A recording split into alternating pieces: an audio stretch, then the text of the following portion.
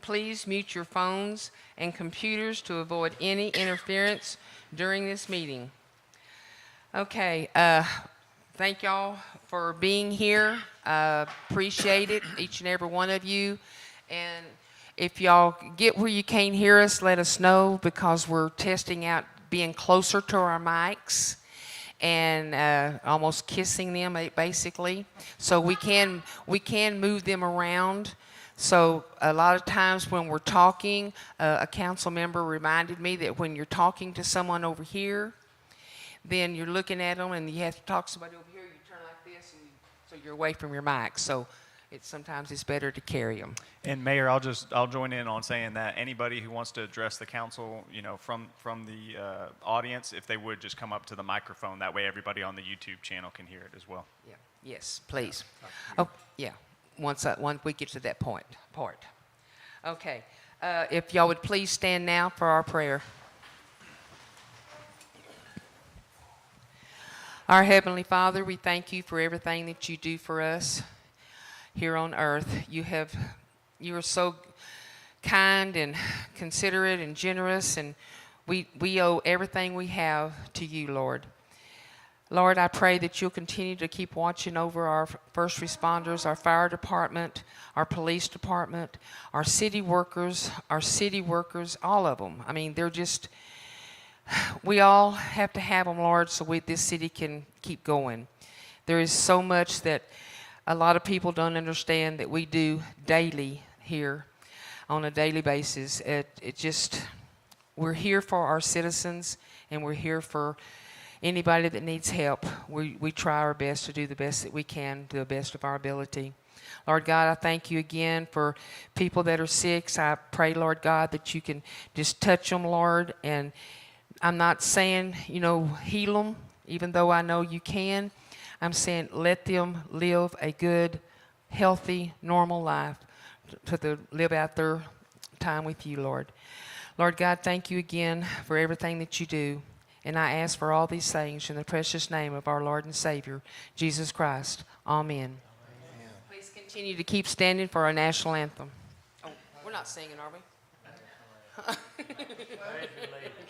Our pledge allegiance. I pledge allegiance to the flag of the United States of America and to the republic for which it stands, one nation, under God, indivisible, with liberty and justice for all. Honor the Texas flag. I pledge allegiance to thee, Texas, one state under God and one indivisible. Thank you. Y'all may be seated. Okay, we're going to do roll call. I'm going to start to my right. At the very end down there, we have Councilman Griffin. Then we have Councilman Prater, Councilman Bass, and to the far left, we have Councilman Wiggins, Councilman McGruer, and our city administrator, Kent Manton.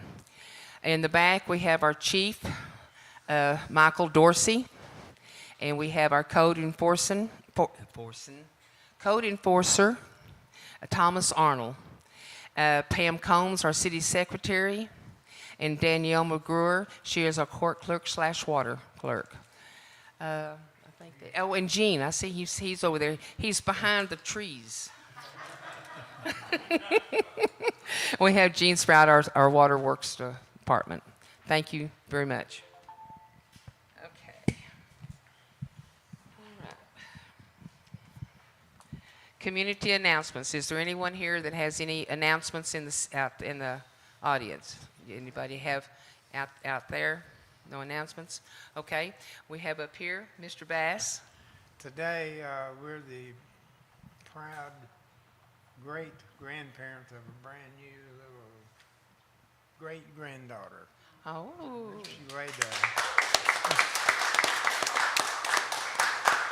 She weighed 7 pounds and 5 ounces, nice. And her name is Maya K. Marino. Oh, that's fantastic, Mr. Bass. Anybody else have any more announcements? Kent? Okay, we have one. So the mayor wanted to show appreciation for all of the Springfest volunteers who made it such a wonderful event. So she has issued a proclamation on that one. I'll just go ahead and read it before I pass it off to her. But it's going to be a proclamation of the City of Bruceville-Eddy recognizing Springfest volunteers. Whereas the City of Bruceville-Eddy believes it to be in the greater public interest to host an annual event that helps to strengthen community ties and give our citizens the opportunity to engage with one another on a personal basis. Whereas the second annual Springfest event held on May 20th, 2023 was a success and raised money for a local family that faced a recent adversity. The City of Bruceville-Eddy Senior Center and the City of Bruceville-Eddy Utility Relief Fund.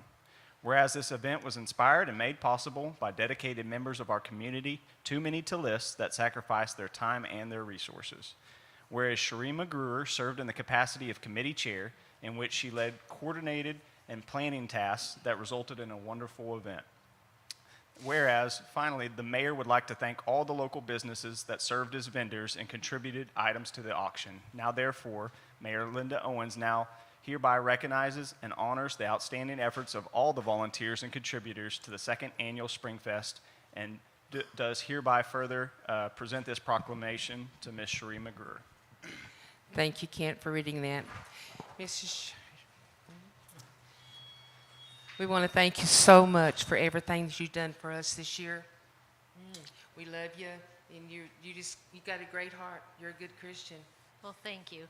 I'd also like to extend a thank you to Herma Turner, because she started it last year, which allowed us to continue it this year and continue it from years to come. Thank you.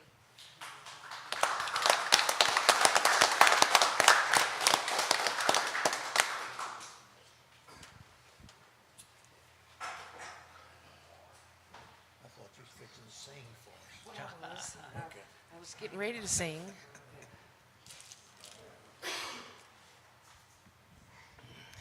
Okay, citizens' presentation. What the citizens' presentation is that the City Council welcomes public comments at the point on items not specifically listed on the agenda. Speakers must sign up before the meeting begins. Speakers are limited to 5 minutes each. The council cannot respond to matters not listed on the agenda until a future meeting. We have one, and Mr. Brent McLean, if you'll come up, please. Well, good evening, council and all. The topic on there is code enforcement. I had some questions. Even though I haven't been at meetings, I've been watching them from offshore, and had some questions. I sent an email to Mr. Manton there, and I had a phone conversation with him. He answered my questions, and fully understand now, and I appreciate the promptness in that, and just want to thank all of y'all and the whole community, and reading a lot of comments about the support for those that were recently injured, and all the others. And I want to thank everybody, and have a great day. Thank you, Thank you, Mr. McCain. Okay, is there anyone else that had signed up to okay, I think that's it. All right. We're going to go to item number 4. Subdivision ordinance variance request, FM Land Holding, LLC. Variance request for road designs. Council to discuss, consider, and possibly take action on a request by Mr. McKendall Wimberly, agent, on behalf of the owner, FM Land Holding, LLC, for a variance to Chapter 10, Exhibit 10A, Subdivision Ordinance, Attachment 1, Appendix A, I, B, engineering design to allow a subdivision to have a 24-foot wide gravel roadway in lieu of engineering design's requirements. Okay. Any Thank you, Mayor. questions? Okay, Kent? Yes, so I've got a few slides on this, and then I'll turn it over to the developers and their agent to answer some more specific questions. But essentially, these folks have been wanting to develop on this land for about a year now. They've been in conversations with us since last summer, and Of course, we do have the water meter moratorium right now in Falls County, so even if we wanted to move forward with a subdivision out there, we could not provide them with water until we do those improvements out there. But FM Land Holdings, they're seeking to develop the property that they own out in Falls County. This is generally located next to the city limits, next to Union Pacific Railroad and abutting County Road 452. The previous concept plan proposed lots that were all connected to County Road 452. The frontage, however, on the right-of-way did not meet the minimum 80-foot requirement as outlined in our subdivision ordinance. So they went back to the drawing board and developed a new layout, which is what you'll see in just a minute here when we change slides. But this layout would propose potential 28 lots. Each is going to be greater than 2 acres. And the developer desires to put some manufactured housing out there. Due to the design changes, however, the roads needed to be added so that every property had that 80-foot minimum frontage, which will be in conformance with our subdivision ordinance. If you'll go to the next slide for me, Danielle. So what we're doing here is, you know, the platting process is defined in our subdivision, however, subdivision ordinance. However, it says in general, right, that these are the steps we need to follow. What we've done here is we've gotten a little bit out of order, and we're bringing the variances to council for consideration before we have an actual plat. So this is the first step in a multi-step process. The preliminary plat and staff conference with the engineer would be set up after this fact. The developer is essentially wanting to see if it's even feasible to have a change to the road design conditions before they move forward with all the extra expenditures that come along with the platting process. So I think there at the bottom, this plat, along with any applicable variances, will also need to be approved by the County Commissioners Court of Falls County, as this is within the ETJ and not within our city limits. So I think if you'll go to the next slide, Danielle. So I've got a little excerpt there from their subdivision ordinance, and you'll see there item number 11. So if the location of a proposed subdivision is within the ETJ of another city or town within Falls County, the preliminary plat must first be approved by the governing body of that jurisdiction prior to the submission of the preliminary plat to the Commissioner's Court. Where the subdivision lies in the jurisdiction of both Falls County or a town and city, the more stringent regulations will apply here. And from what I've kind of perused through on this one, Falls County has lesser restrictions than the city of Bruceville-Eddy does. If you'll move on to the next one there, Danielle, thank you. So these are some pictures I took out there this morning, just to kind of give you a general idea of what 452 looks like in front of the property. And you'll go to the next one there. So some considerations for council on this one. The roads being proposed are consistent with the current improvements in the area.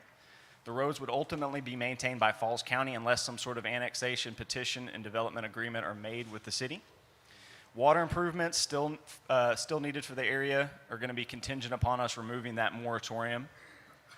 And then the last one there, this would allow for the addition of more affordable housing stock to the area. Next slide for me, Danielle. New residents for the school system. And if an annexation agreement was reached, we'd have increased property tax valuation. A couple other items for you. The cul-de-sac length. So I did have some questions on this one, and I honestly did not know why we had a maximum for cul-de-sac length in our subdivision ordinance. So upon further investigation here, what we're seeing is that they wanted to keep the maintenance costs down for the city, right? The larger the radius of that cul-de-sac, the more road we have to improve.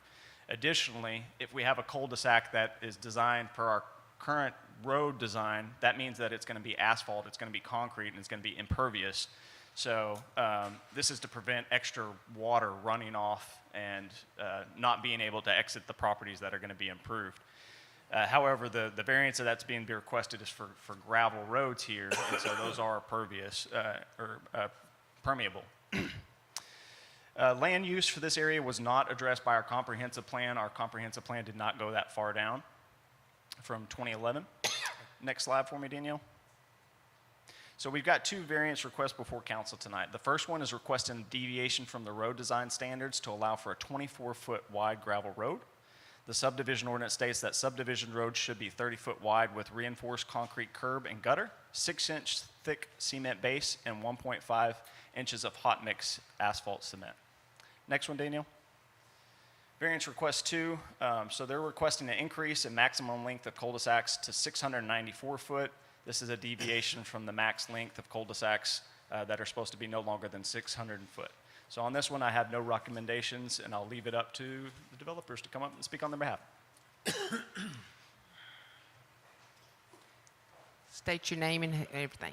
Okay. Hi, I'm Kendall Wimberly. I'm with Turley Associates. I'm representing the developers, Matt and Joe here. And basically Kent did a good job of explaining what we're trying to do here. Our intent with the subdivision is to annex it into the city eventually, to get these lots developed. Sorry, can y'all hear me? No, get closer to either. You can pull it out, too, if you need to. Because it's not, it won't raise up, so you can take it. Sorry, can you hear me now? Yes, Okay. sir. So our intent is to submit this to, or get it annexed into the city. So that is our intent with the project, and we're just doing the 24-foot base roads to, that's kind of meets the city standards for a road, so they can come back if they do end up getting those annexed in, the city can come in and pave those streets when they come back and meet every requirement with that County Road 452 and with our streets that are right there. That's what the intent of this subdivision is. Is there any specific questions that y'all have for me, or? I No, think- sir, I don't don't look really like have it. one for him, but I do 'Cause I have a think- question. For who? Who do you have a question for? For us. Oh, for Kent, or? Yeah. Okay. I mean, the ordinance is 30 feet. Was there a reason why that it's 30 feet? I mean, wasn't it something about being fire trucks and stuff being able to pass? And I think, yes. That's a turnaround, though. What's that, sir? He's talking about the fire trucks. That would be the turnaround down there. There's an 80-foot diameter minimum for fire trucks. For the cul-de-sac, you Cul-de-sac, meant? Yes, sir. Yeah. So I think what you're talking about, Mr. Prater, is the actual width of the road, though, yes, right? because So- that's why we turned it down here on 107 is they had to redo it because the fire truck couldn't get down the narrow road that they had the first time for that subdivision right there at Mackey Ranch and 107. Okay, I got you. So, again, these are variance requests for the subdivision ordinance, so, I mean, it is at council's discretion to either approve or deny these. But I think the bulk of it is allowing you to get service vehicles down and turn around, school buses, trash trucks, all that stuff, right? Emergency vehicles as well, but you probably couldn't have a whole lot of vehicles going back and forth amongst one another. That's kind of what the overall width is trying to address. Right. But again, it's not necessarily inconsistent with what's already out in Falls County. I mean, that road right now basically holds one car at a time, and you kind of got to pull over a little bit to let other cars by. Okay, I got you. All right, Mr. Wiggins? Well, I think the main issue is, most people know that, first off, County Road 452 is not a well-maintained road. And that's Falls County. That's on them. But what you're bringing before us is for us to decide what type of road that's going to be.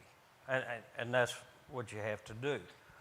Now, the thing about a gravel road, even 24-foot wide, who's going to maintain that road in the future?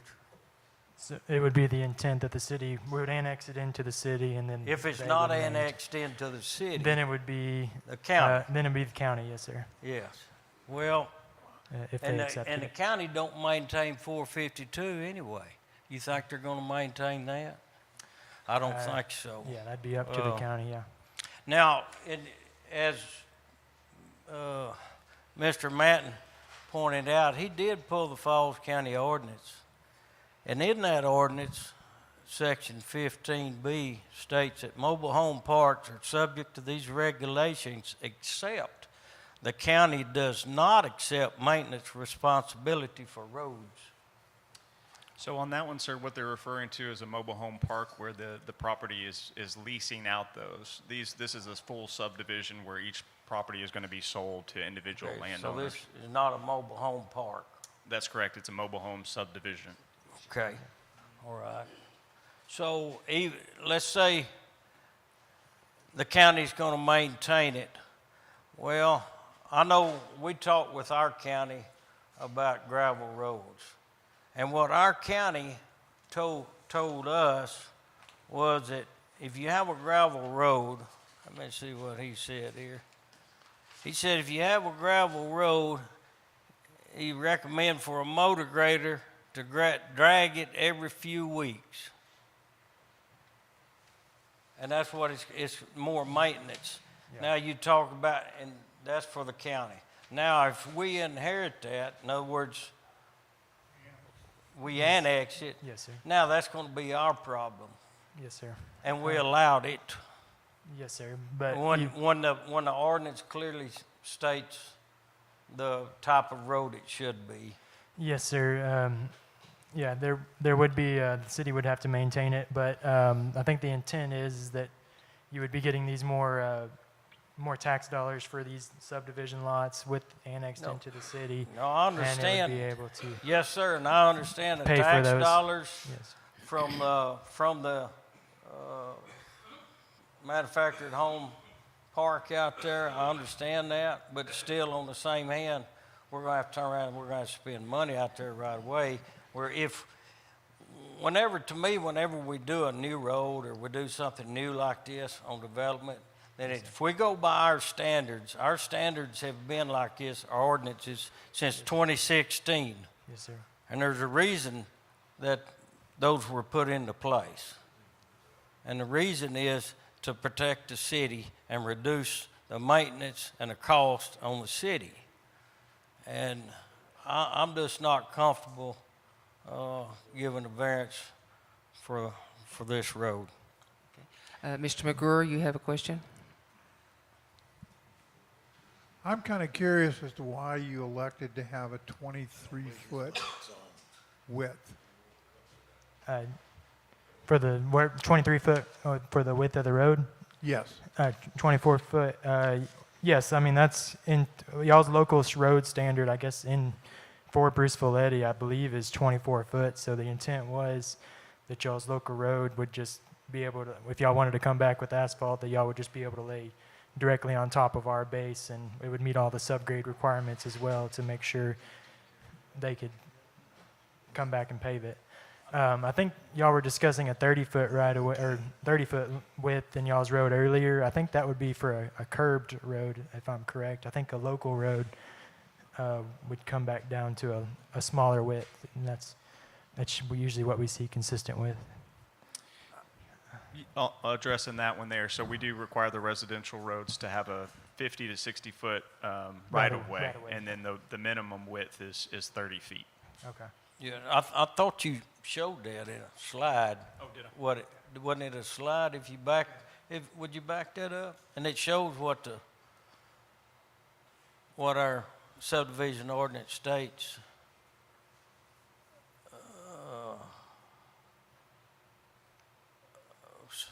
Where was that? Right there, wasn't it? No?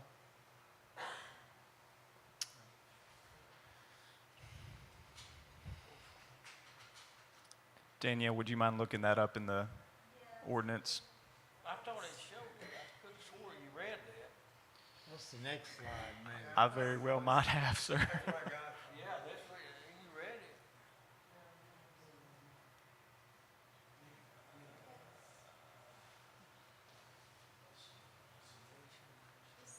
There we go. There it is, right there. Second bullet point. So yes, essentially they're asking for 6 foot less than what our minimum requirement is. And Yes, Yes, sir, it that does. requires curb, gutter, cement base, and hot mix asphalt, inch and a half.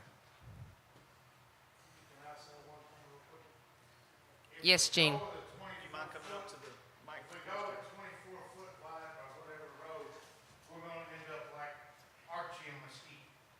You're gonna go get one car down there. Yeah, if you go down, if we do something like this, we're gonna run into problems like Archie and Mesquite, where Mr. Bass a few months ago asked about widening Archie or Mesquite, and there's so many trees and service lines in there already, you're not gonna be able to widen that road anymore. So if somebody breaks down, you got one way in, one way out. You get a fire out there, you got the road blocked for who knows how long. Right. So, I mean, that's something else to think about. If it does need to be 30 foot, I mean, we would meet the minimum requirements, obviously, if we were going to annex into the city. I think I thought I read something that said 24 foot for local roads, so that's why I put that in there. The intent was for the purpose to have the road meet the minimum standard, and then y'all would be able to come back and pave or do whatever y'all need to with that. So Kendall, what you're saying is that you could bring a plat to council with a minimum of a 30-foot wide road. Yes. However, so the variance then is going to be amended, and what you're asking for right now is not the minimum width changing, but you're asking for the materials variance, correct? Yes, Okay. correct, yes. So they've kind of changed it up on this a little bit. So 30-foot wide road with a gravel roadway instead of the cement 6-inch with 1.5-inch hot mix asphalt cement. Correct, yes. Right. All right. Ms. Wiggins, do you have a question? Do our current subdivision rules say that it's... Ms. Wiggins, can you step up to the mic, please? Do our current subdivision rules say that it has to be paved inside the city limits? Yes, ma'am, and So- inside that ETJ. Okay, so if he's asking, that's what he's asking, so you want a gravel road, and then when the city annexes, you want the city to pave it, to pave them? That's your intent? Okay. All right, thank you. Okay, Mr. Bass has a question, and then we'll go over here. I was on the council when we passed this, and the reason we asked for the roads to be like this, inside the city limits, the 6-inch cement base, that doesn't mean concrete. It's cement mixed in with the base and packed down, and then the asphalt goes on top. And the curb and gutter is to control flooding, and also the pavement, pavement wears out on the outside unless you have a curb there to hold it. And that was to keep down future expense of repairing and redoing those streets. And that was to be any additions or anything inside the city limits. Now this is, right now, is not in the city limits. But in the future, if they ask to be annexed, well then the city would have to put out lots of money on these streets. Would it be kind of like a road base with asphalt? Yeah. Okay. Yeah, so it's the road base, gravel, and then the cement is mixed in with it, and it's kind of packed down hard, and it holds up the asphalt. Okay. It's not actually poured concrete. Yeah, okay. All right. I think, Mr. McGrew, you had one more question? Yeah, I was wondering, now, it's my understanding that maintaining this roadway, these cul-de-sacs, is you're anticipating that the county's going to take care of that as far as maintaining it, but you anticipate actually annexing into the city, is that correct?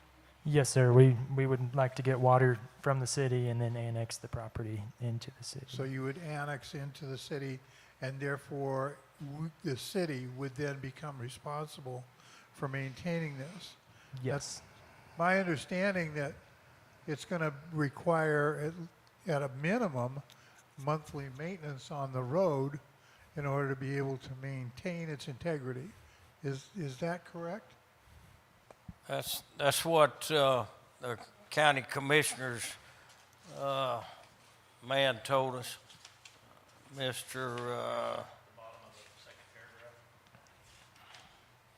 Mr. Justin Cross, that's what he'd said. So yeah, that then what we're talking about is an extensive maintenance project. It would eventually come on to the city. When are you thinking about annexing into the city? So I can speak to this just a little Go bit, ahead. if you don't mind, real No, quick. go for it. So regardless of whether or not they come into the city, the subdivision ordinance still applies in our ETJ. So they have to come into conformance with that subdivision ordinance regardless of whether or not they get annexed. The intent was to, the first step in this was to get the variances approved, submit a plat on what they want to see for their property.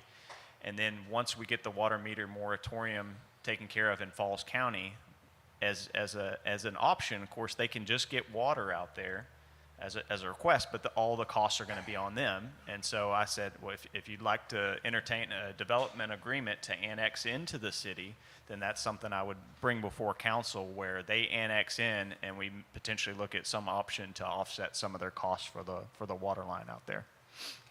Okay. You have a question, sir? Is the city gonna have to pay for the water to be provided to them, or do they have to do their own infrastructure? Either way, we can entertain several different motions on there. Right now, the city historically has made the developer pay for every single cost. But the way the annexation procedures work for cities now is that it's only voluntary. So if we do want to get more land in the city and get the additional property taxes that kind of come along with that, the additional residents that come along with that, then we have to come to some sort of terms where they get something and we get something. And so that's what I was discussing, is we can bring some sort of proposal to council to consider at some point down the future. Yes, ma'am. Just a thought in terms of the big picture, would an estimate on the potential property taxes that would come into the city be reviewed, so then they could make a better decision on, okay, if we annex it, can we maintain these streets and do it to the level that we want? Yeah, is the taxes going to pay for it? Over a certain period of time, will it pay for itself or break Right. even or whatever? Yeah. Okay. Yes, ma'am. Yes, ma'am. Thank you. Anyone else? All right. We want to. Somebody else? One thing on that, ma'am, would, so the way I understand that annexing, like Kent said, we just not gonna reach out there and say, we're gonna annex you in. It has to be up to those homeowners out there if they wanna be annexed in. I mean, we can't just arbitrarily annex them in. That's correct, but right now it would be up to the developer who owns the land, not necessarily the future homeowners. So the developer could speak for the homeowners and say, we want the city to annex us in, and then the homeowners have to. Well, it would be a part of the process sooner rather than later. So the developer would come to us and say, we'd like to go into the city limits, and then we would get our attorneys to draft a development agreement on that, and with that, we would have a provision of services list, what we will be providing to that property owner as far as municipal services, and then we can iron out any of the details on what kind of incentives we might offer for that to pay for, say, 10% of the infrastructure costs or something like that through a Chapter 380 agreement. And I'll just go out to say that, I mean, doing this bigger lot layout, that's why we are requesting not to do gravel roads, because we want to keep the big lot layout of kind of the Bruceville-Eddy feel. But going in, I mean, to make the asphalt, make the roads like actually feasible for us to put into our price and make a profit for our developers to make a profit, then we would have to go to a smaller lot, and then it would just not give you they wanted to keep that Bruceville-Eddy feel of the big acre lots. So that's why we're requesting this. Y'all trying to keep the lots at a large size? Yes, ma'am. So. I got a question. Okay, Mr. Prater? Is there any way we can get a cost analysis of this, like she was speaking about, that we can get a overall, is it gonna be in our city's best interest to do this or not do this? Because that would make my mind up. I'm on the fence right now. Sure. So, I mean, if we get a cost analysis and find out, is it worth it? Yes, sir. Yes, we're definitely capable of performing a forecast on what those property taxes could look like. Yeah, and the price of, because I mean, this might not happen within a year or so, right? So prices are gonna go up on material and all that. For the roads or? Yeah, for the roads, because I mean, if we annex it in, we get to, that's gonna be a lot of the cost right there. But can we get a long-term Forecast on the property tax Yeah, revenues? yeah. Yes, sir. We Okay. sure can. I'd like to see something like that. Okay, okay, yes, ma'am? Well, y'all know me. I'm going to look for where the problems are. If you have if the roads, for one thing, if you have an ordinance, why have an ordinance if you're not going to follow the ordinance? It was put in place to protect the city, protect the citizens, and help the cost.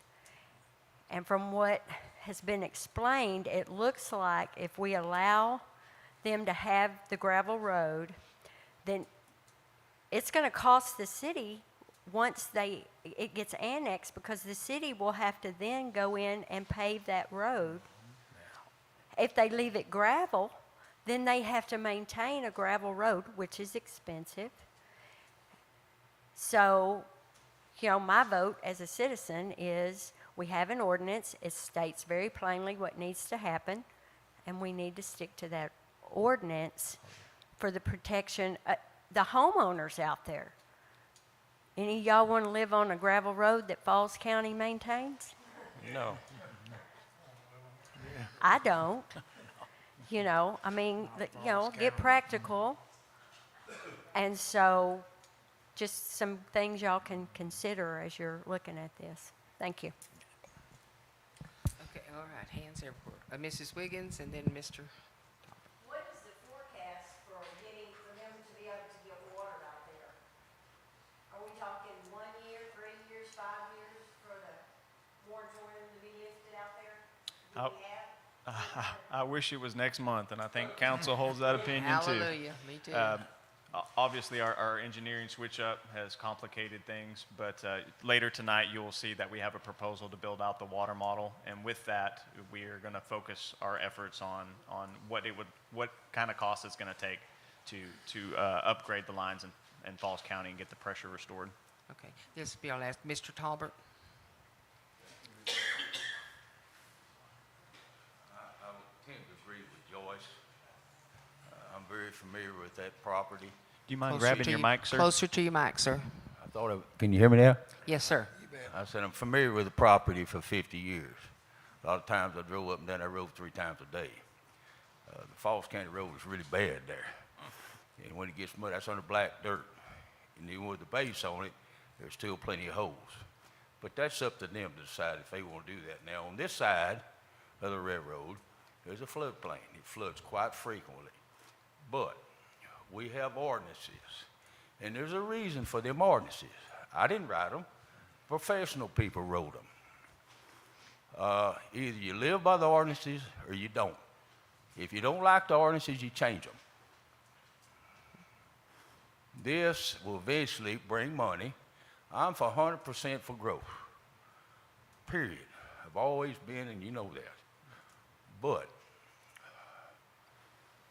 we don't need to take on a whole lot more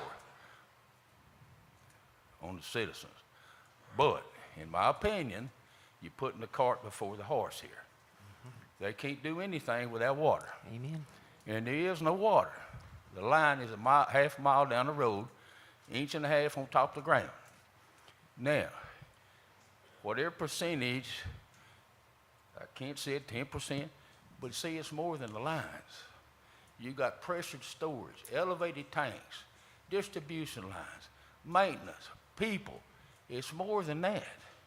So you have to work out something for these people, whomever it is, wherever it is, to put in capital money to help expand the system.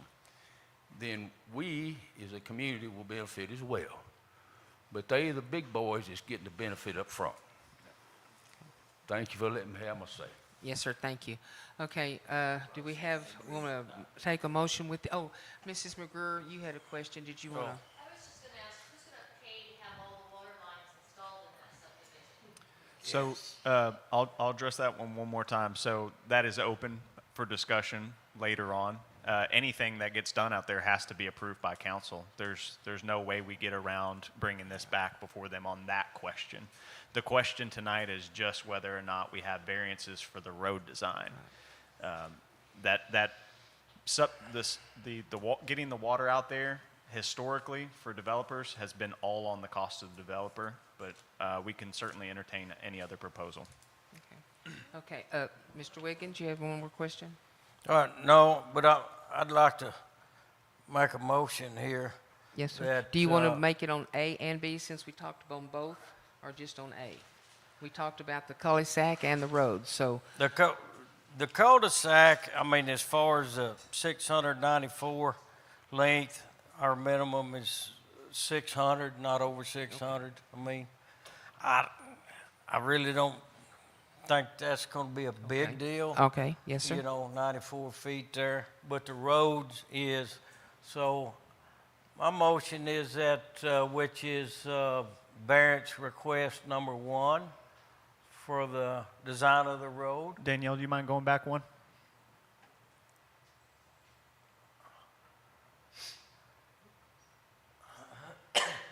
Okay, my motion is to deny variance request number 1, requesting a deviation from the road design standards to allow for a 24-foot wide gravel roadway. It needs to conform to our subdivision ordinances. Okay. That's my motion. Anybody else have anything? I'll second it. Mr. Griffin seconds. Okay, all in favor? Unanimous. Sorry, guys, we're going to have to deny it at this time. So bring it back to the drawing board, please. Okay? All right. Now we're going to go to B. And the council discuss and consider and possibly take action on a request by Mr. Kendall Wimberly, agent, on behalf of owner FM Land Holding LLC for a variance to Chapter 10, Exhibit 10A, Subdivision Ordinance, Attachment 1, Appendix A1I, AG, engineering design to allow a subdivision to have a cul-de-sac of 694 foot in length in lieu of the maximum 600.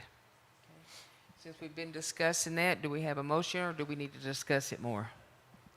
And I'm sorry. Go ahead, sir. What did they say the reason for the Why are you 600 giving no us? Why are longer you than giving us more 600 more feet? Why are you giving us more land?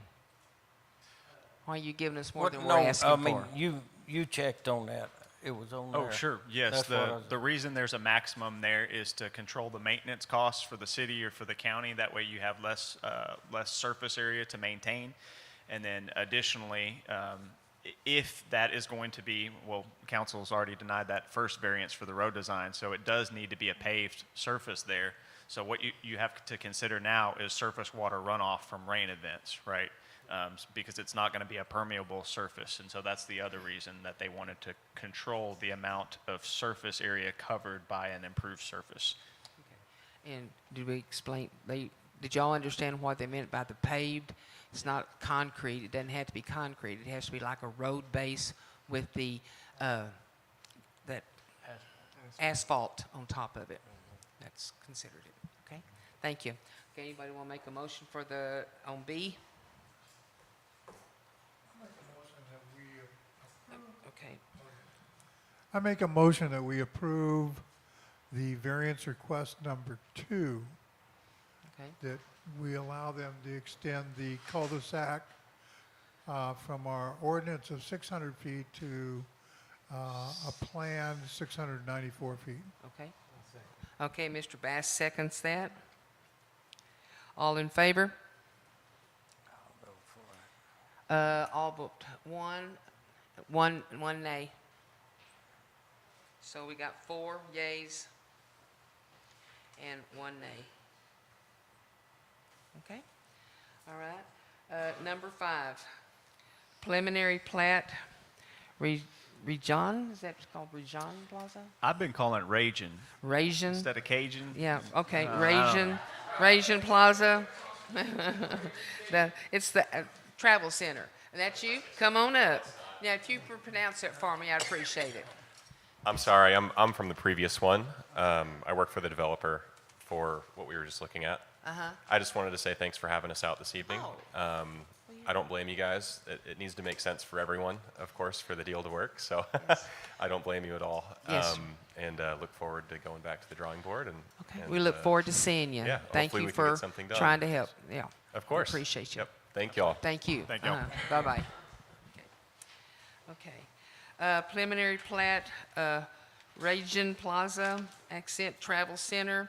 Council to discuss, consider, and possibly take action on a preliminary plat submission for property owned by Bruceville-Eddy, Bruceville Land Holding LLC, being a 12.8953 acre tract of the Samuel W. Davis Survey, abstract number 108 and 105, further described as the Henry Askew Survey, abstract number 396, further describes as the L&M Hit Survey, abstract number 402 in the city of Bruceville-Eddy, McLennan, and Falls County, Texas, being part of the called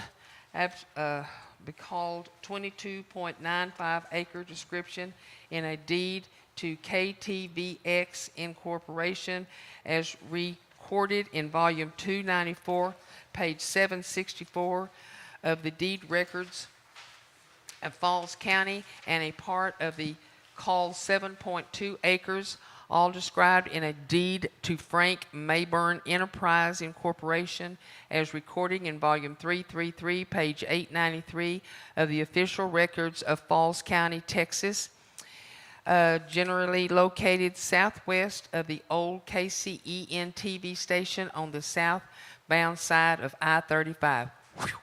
Now, Mayor, you need a drink after that. gonna have That to. was Wet definitely my long-winded whistle. on that one. So this is a replat, which is why there were so many properties involved with that. But we do have a request for this preliminary plat, Bruceville Holdings LLC. Rajan Plaza is what they're calling it.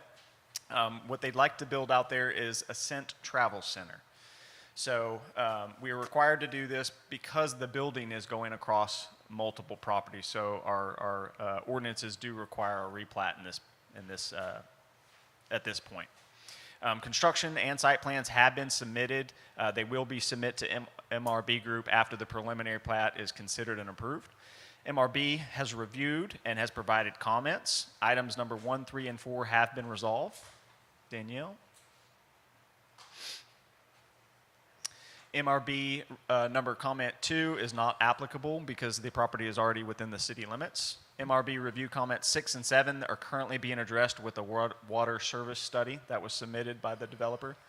And then finally, MRB review comments items 5 and 8 will be addressed with the submission of those construction plans for review. So here is a overview of that plat. Obviously, you can't read everything here, but council's been given the full scale markups of that. The next one. So on this one here, we have a few different options to proceed. You can approve this plat. Staff will move forward with submitting the next steps to the engineering firm. That's going to be those construction plans. What I'll be recommending tonight is approve this with conditions. Our engineering firm asked that council approve the preliminary plat contingent upon all of the MRB comments being resolved prior to the final plat approval. And then lastly, you can disapprove this plat, and the developer would have to wait 6 months before they can bring this back to council for further consideration. And with that, I'll answer any questions. Anybody have any questions? Okay. Mr. Wiggins. Okay, I'll make a motion to approve with the conditions as city administrator's recommendation to approve the preliminary plat contingent upon all MRB comments being resolved prior to the final plat approval. Okay, Mr. Bass seconds it. All in favor? Unanimous. Thank you, gentlemen. Okay, number 6, sewer system proposal, overview and introduction, Jeff Caldwell, BVRT. Sir? Yeah, you'd either take it off there and talk in it, or make sure they got it on. Thank y'all very much for having us here tonight. I've had the pleasure of speaking a little bit with the mayor and with the city administrator, finding out a little bit about what you guys were going through with your sewer proposal with the USDA. My name is Jeff Caldwell. I work for BVRT as a consultant. We are a private water and wastewater utility company working throughout Texas. And I'll go through some slides here and kind of introduce you to the company. Can I give you the power, Jeff? I The don't know power if I to can change have the that much Power's power. in your hands. And laser point. I will do that. Hey, looky there. Thank you.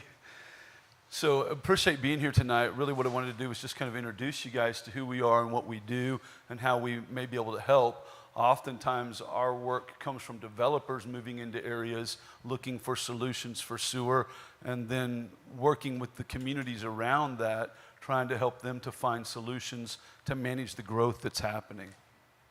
So BVRT is a Central Texas-based investor-owned water resource utility company.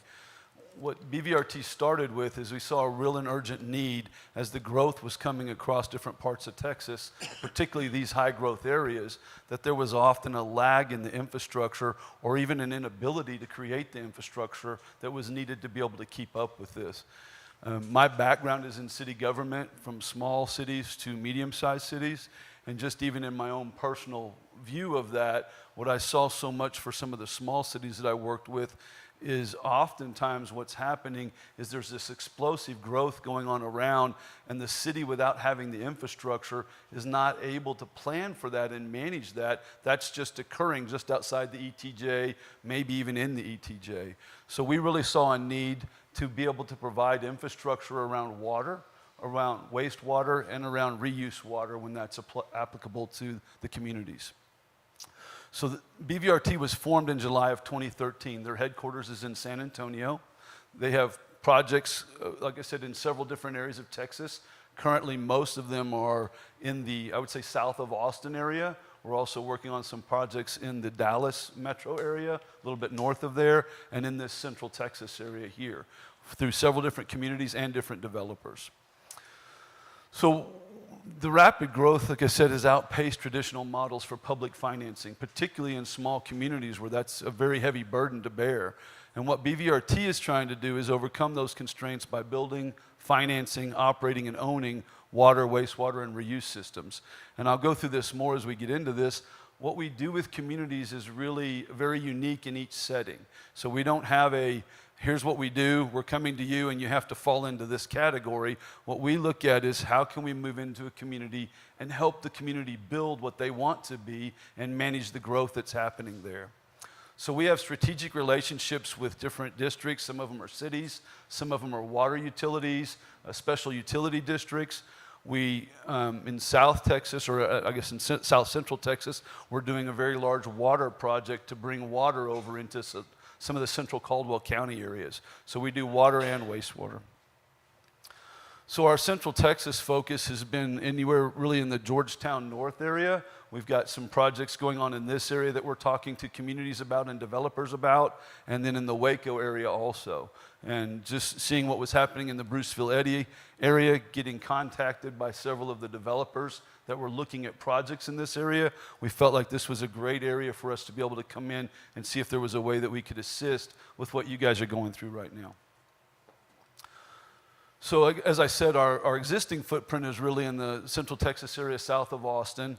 That came about really with, there was a school district down there that was trying to expand their school, put a school in. They were looking at having to do that all through septic and land application usage. And there was a small town that they were located in. We actually got called in by the water supply company that was supplying water to see if we could help with some water needs there. And then we started talking about what we were doing with wastewater also. So we were able to work that out so that the community got sewer system, the school district got on sewer, and we worked directly with that water company throughout their district. As I said earlier, growth across much of Texas is very explosive. It's difficult to keep up, even for larger to medium-sized cities, much less small communities. So we provide water, resource recovery, and reuse services to areas in need.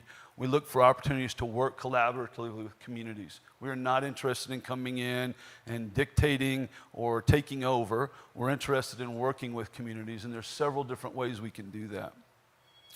We have the skills, the experience, and desire to provide state-of-the-art water and water resource recovery.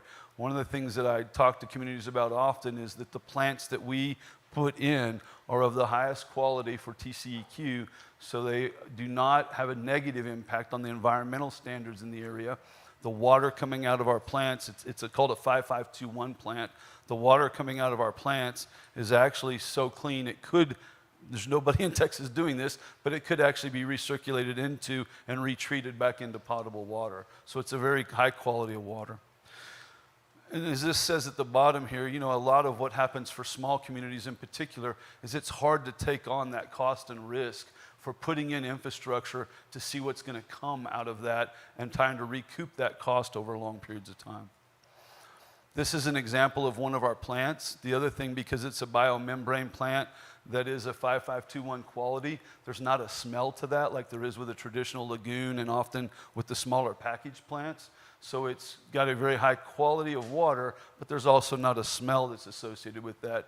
If there ever is a smell, what it kind of is a wet dirt smell, not a sewer smell.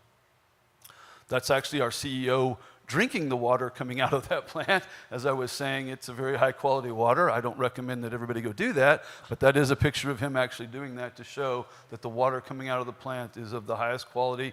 Again, in some states, they're already using that to where it's a reuse water going back into potable plants and being retreated and being used. Not advocating that, but I am just saying it is a high quality of water. I will say too, our plants usually take up about a 10-acre space. We're able to serve up to about 7,500 to 10,000 rooftops in about a 10-acre space, and that includes the buffer zone that TCEQ requires for a plant to have. So that's another thing that sets it apart from some of the traditional lagoon plants that usually need a lot of space to be able to operate. Jeff, did you want us to do that flyover video or for the YouTube? Oh, Or you can. Good? You good or no? Yeah. You want me to? Yeah. Danielle, you mind loading that up? If you go back to the next slide. Go back. There you go. So this is just an aerial view of some of what's going on at the plant.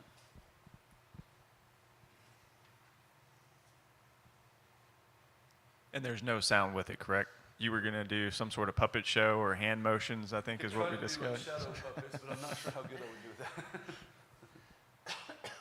I would sing for you, but that would... Is this the one near Georgetown? No, sir, this is actually the one in Uline, so just south of Austin.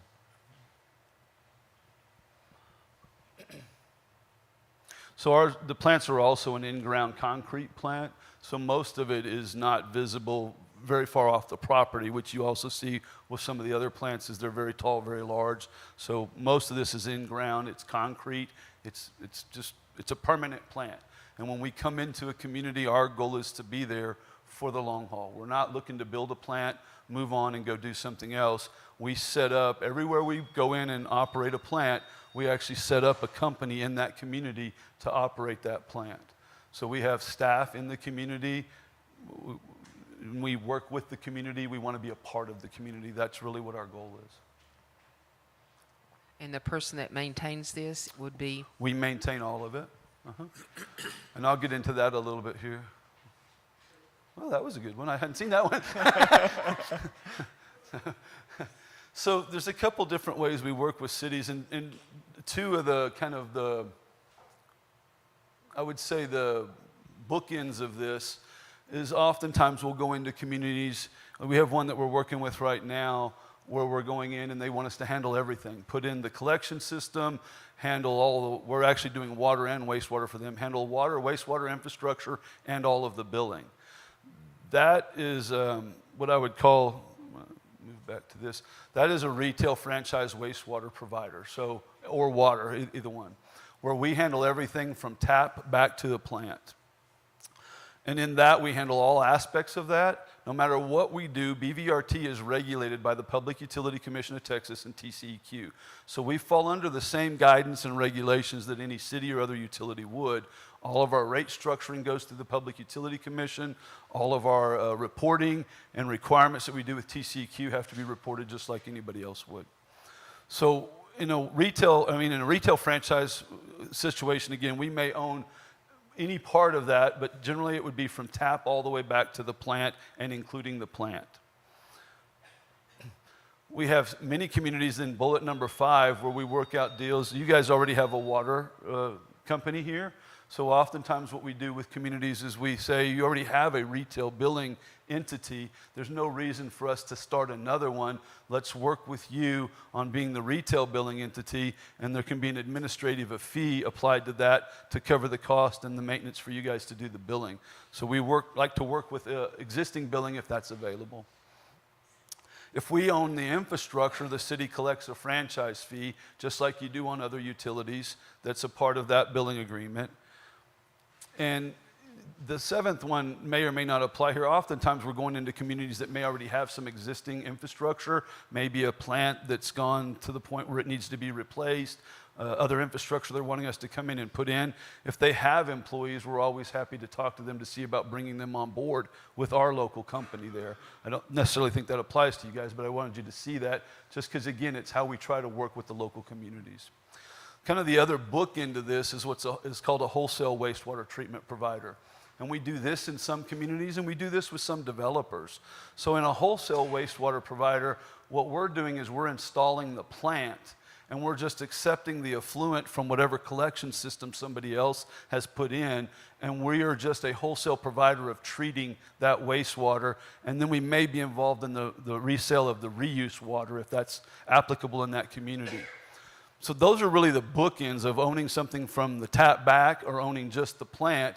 And what I would say that's really different and unique about BVRT is there's not a single deal I could tell you in the state that we've done that is exactly the same as somebody else's. Almost every deal will be some hybrid of this. So for instance, one of the things that we've looked at in some other communities, oftentimes we'll come in and put a plant in. There may already be some existing infrastructure in a collection system. And oftentimes what the city's struggling with is, as we develop and grow, how do we add new collection infrastructure? We don't want to be responsible for that anymore and maintaining that. And so sometimes BVRT will start out as a wholesale provider of a plant and then have some type of a maintenance and operation agreement with existing infrastructure and then take on the responsibility of adding anything new in and owning that outright. So that's just a really brief overview of those kind of samples of what we do, but we work with cities to try to find the solutions that are most applicable to them. I've got some information in here about Christy, who is our Director of Business Development for BVRT, so that's contact information from her. I will get you mine also. A couple of other things I would just say as I go through this is that one of the concerns that comes up sometimes when we go into communities is, oh my gosh, you're a private company. What happens with our rates? What happens with our infrastructure here? What happens if you guys go bankrupt? What happens if you guys disappear in a year? So I want to address a couple of those things. So really what BVRT is working to do is to move into communities to form collaborative partnerships.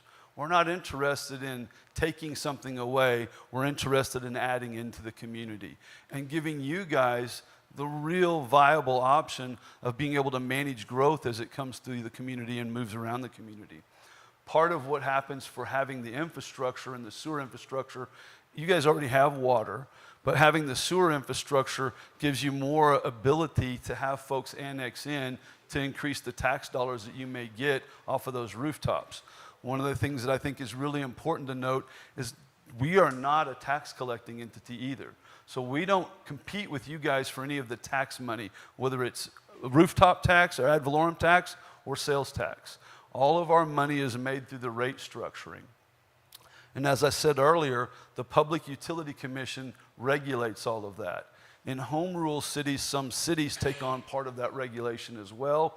we're certainly amicable in a contract negotiation to having that be part of something that you guys could be involved in as well.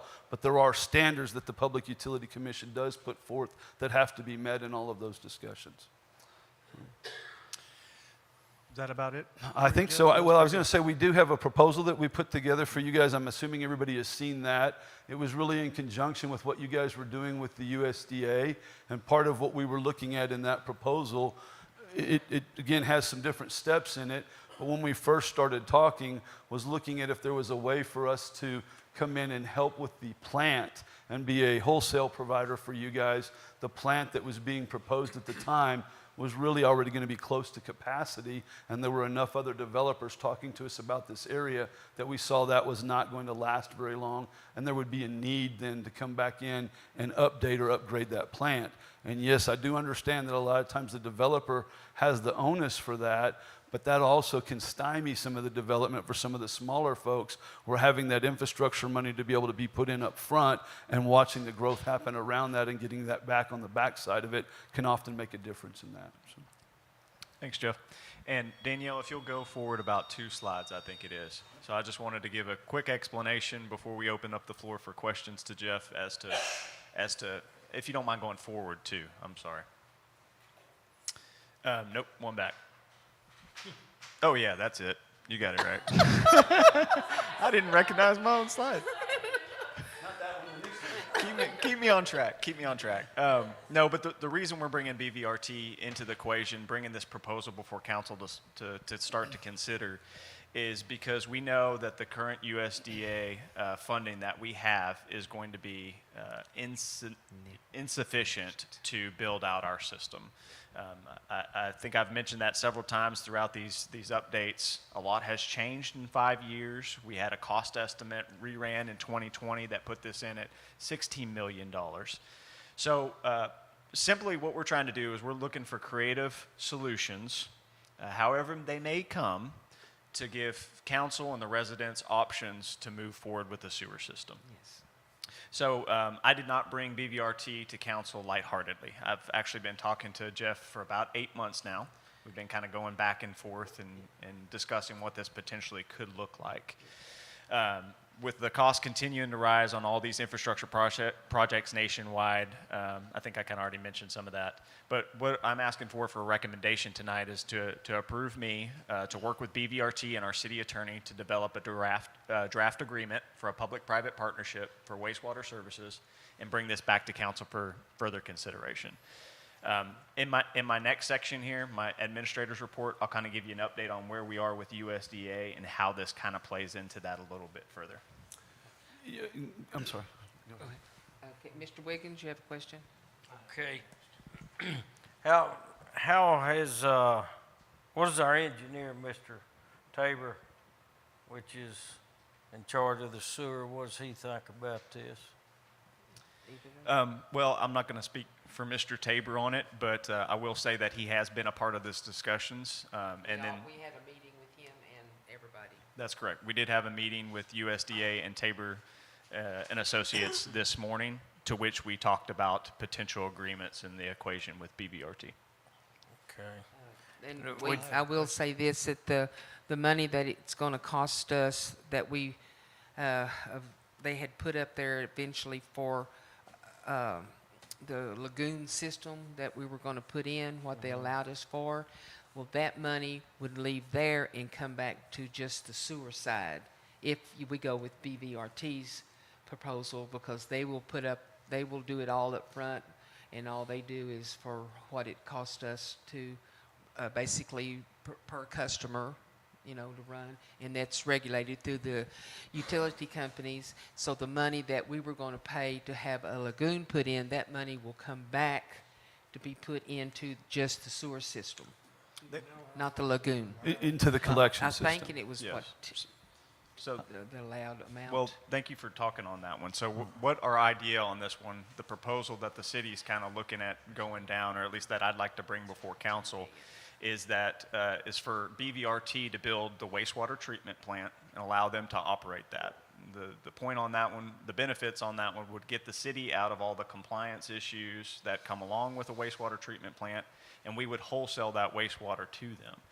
and then thereby allowing those USDA funds to go towards our collection system, kind of offsetting our increased costs here. Mr. Bass? Who is going to maintain, city employees or maintain the treatment plant? So the proposal that you've been given is very flexible. Right now, BBRT is open to discussions. We can get into negotiations on what this would look like through the agreement process, but the proposal we're kind of mulling around here is that the wastewater treatment plant would be maintained by BVRT and their employees. The collection system would be maintained by our public works.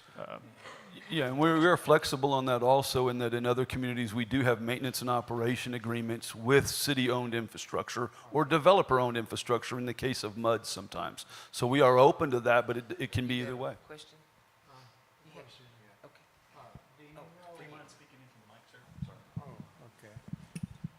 Do you know how much the estimated cost for the treatment plant itself is? How much money would that come back to put in on the rest of the sewer infrastructure? No, sir.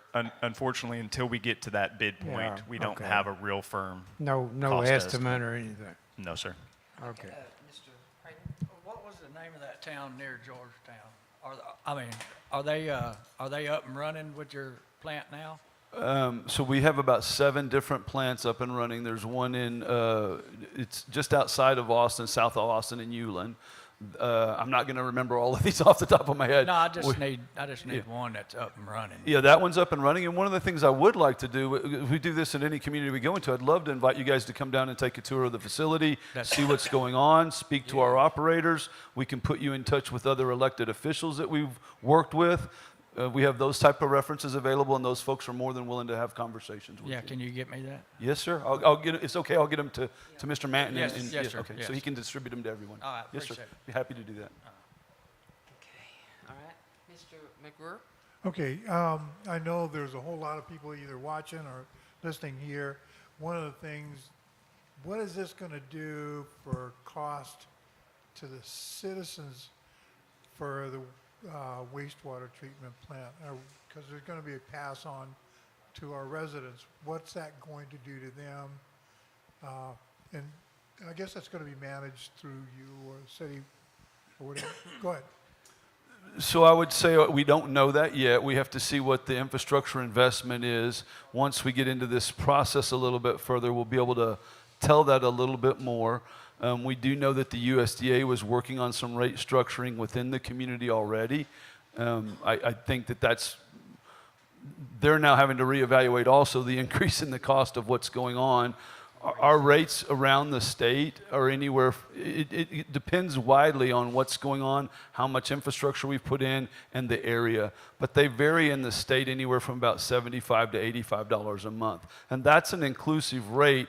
There's not another infrastructure rate on top of that. All of the infrastructure gets recaptured through rate structure, as well as the operation and maintenance of the plant. Okay. Mr. Wiggins? Okay, I have a couple of things on that, under that proposed offer. That Section D states that through a series of wholesale, franchise, billing, and operation agreements, utility will serve the city residents as well as the surrounding area. Where is the surrounding area? That can be pretty broad. So what we typically would do is we try to establish regional services. It doesn't really make sense for very small package plants to start popping up everywhere. And so we will serve the city either through franchise or retail agreement or a wholesale agreement. We may also serve additional folks who are not in the city or in the ETJ if they're within an area where we could do that. So for instance, I know there's one developer that's looking in the area that's not in the city limits, and we may be able to provide sewer to him also. That actually helps offset some of the cost of the operation of the plant. The more we serve, the more sustainable that becomes, and the more that cost gets spread across everyone. Okay. One other one was item H in that, and just last sentence of that is very important to us. In the last sentence says, the individual residents will be responsible for the actual cost of connecting to the system, which is proposed as part of the USDA funds.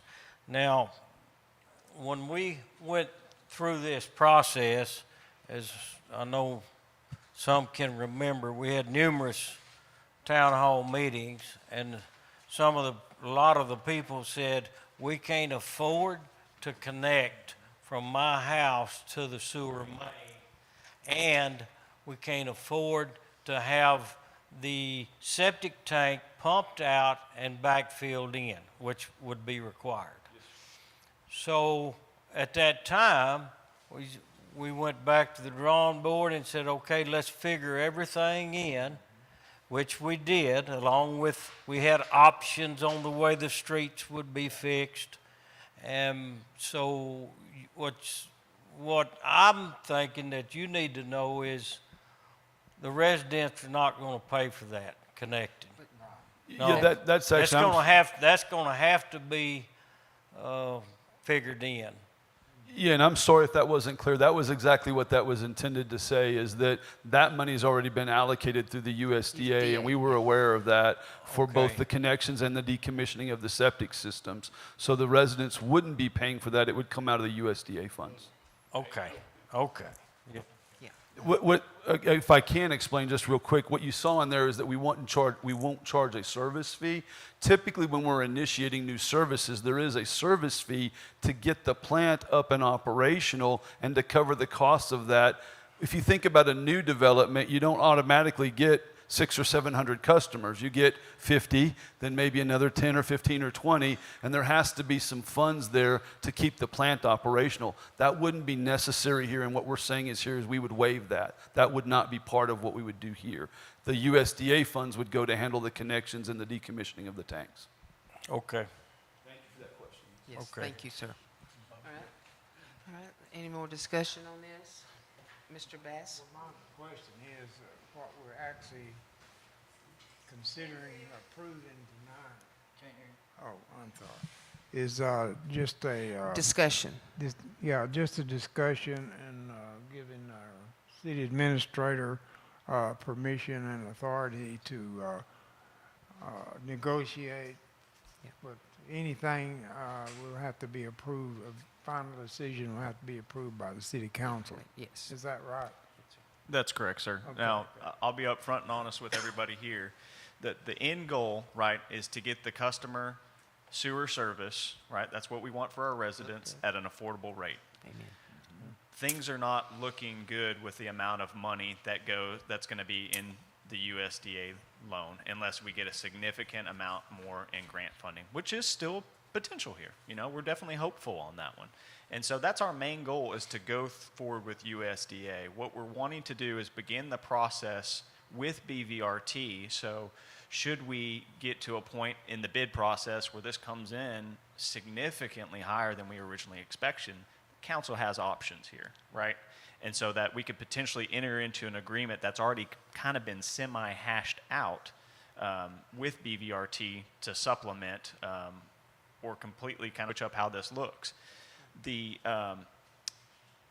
What I'm asking for is for us to work with our city attorney. So there will be costs involved with this. We're going to have to get a agreement from BVRT. We're going to have to take that to MFM. We're going to have to get them to review it. They're going to be looking out for the city's best interest. We're going to make sure that we're properly protected. And so all that money would be charged to our sewer fund. And hopefully we would get some reimbursement for that down the road if the sewer system goes into place, but there is the potential that if everything kind of falls apart, that the city would be out on that. So I just wanted to be transparent and upfront with that. Yes. Okay. He's got a question. Okay, Mr. Wiggins? All right, I'm ready to make a motion. Well, I don't think, is there a motion on this? Yeah, Yes. To approve what you, yeah. I'll make a motion. I'm gonna go with the city administrator's recommendation. So my motion is to approve the city administrator to work with BVRT and city attorney to develop a draft agreement for a public-private partnership for wastewater services and bring back to the council for further consideration. I'll second it. Okay, who's going to second it? I'll Okay. second. Okay, Mr. McGruer? Okay, Mr. McGruer seconds that. All in favor? Unanimous. Thank you, gentlemen. Thank y'all very much. We We'll look be forward to seeing you looking- soon. Thanks, Jeff. Okay. Thank you. All right, number 7 through 11, right now, we're going to move 11 up in front of 7, so we're going to let Kent talk first. Sorry, Chief, I'm going to hog the floor for just a little bit longer. Just a little bit. Danielle, if you'll go just one more. There we go. Okay. So I just kind of wanted to talk a little bit about the sewer system, give you all an update since we're kind of already on that topic. So I'll go ahead and move forward with my city administrator's report. So the USDA legal team, they have completed their review of our documentation and they have released our project for movement to the loan closing process without any further stipulations. It's a very exciting milestone. I was very happy to hear this. It's absolutely vital to this project moving forward. We received loan closing instructions on 5/18/2023, and I just want to say thank you to everybody who helped us make phone calls, give us contacts on who to call to try to get this thing pushed forward, because it wasn't long after we started making phone calls trying to get this thing pushed through that we finally got an answer back on that one. However, there's always a but, right? We were informed of several items that need to be submitted or reworked from their original submission to include compliance with the Build America, Buy America Act, compliance with the Equal Opportunity Act, the adoption of policies and procedures outlining the conditions of service, establishment of an annual operating budget and rate structure, among other items.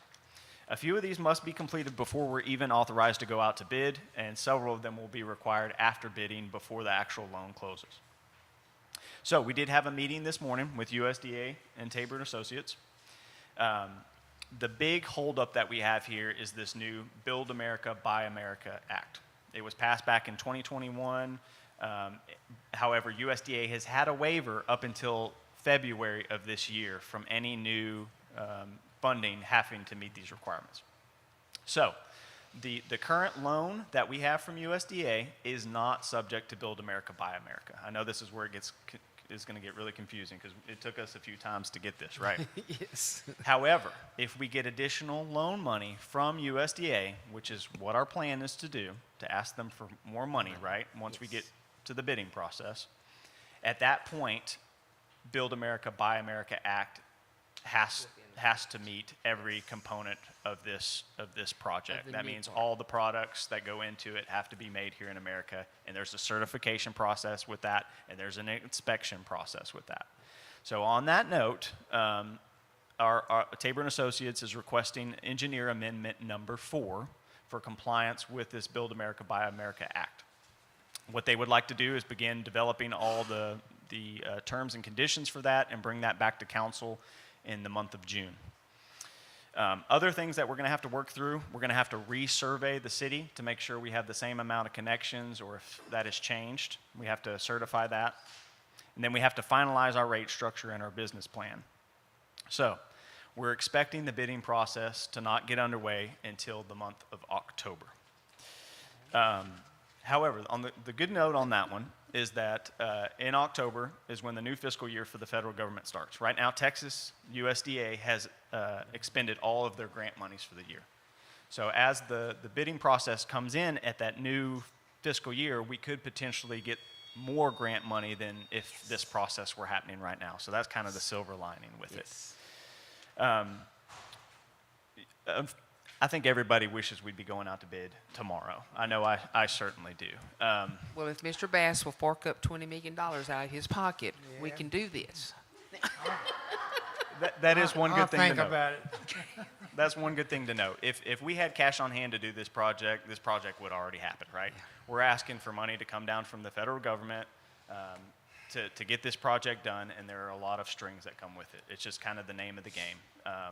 So we'll be looking at October. Now, that is contingent upon staff committing ourselves, and I mean really committing ourselves, because we're going to have to get on the ball and get all of these items knocked out.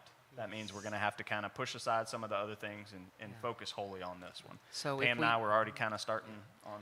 Yeah, so we on don't what we would jump have to into do. you when you holler at us on something, just realize we're working on this first. We'll gradually get back to what you want us to do, but we're trying to get this done. So they need peace and quiet to get this work done. We know we don't necessarily have that for sure, but we will definitely be prioritizing this because we know how important it is. And we've got a lot of moving parts to bring this all together at October, especially since we're bringing a potential private partner into the equation here.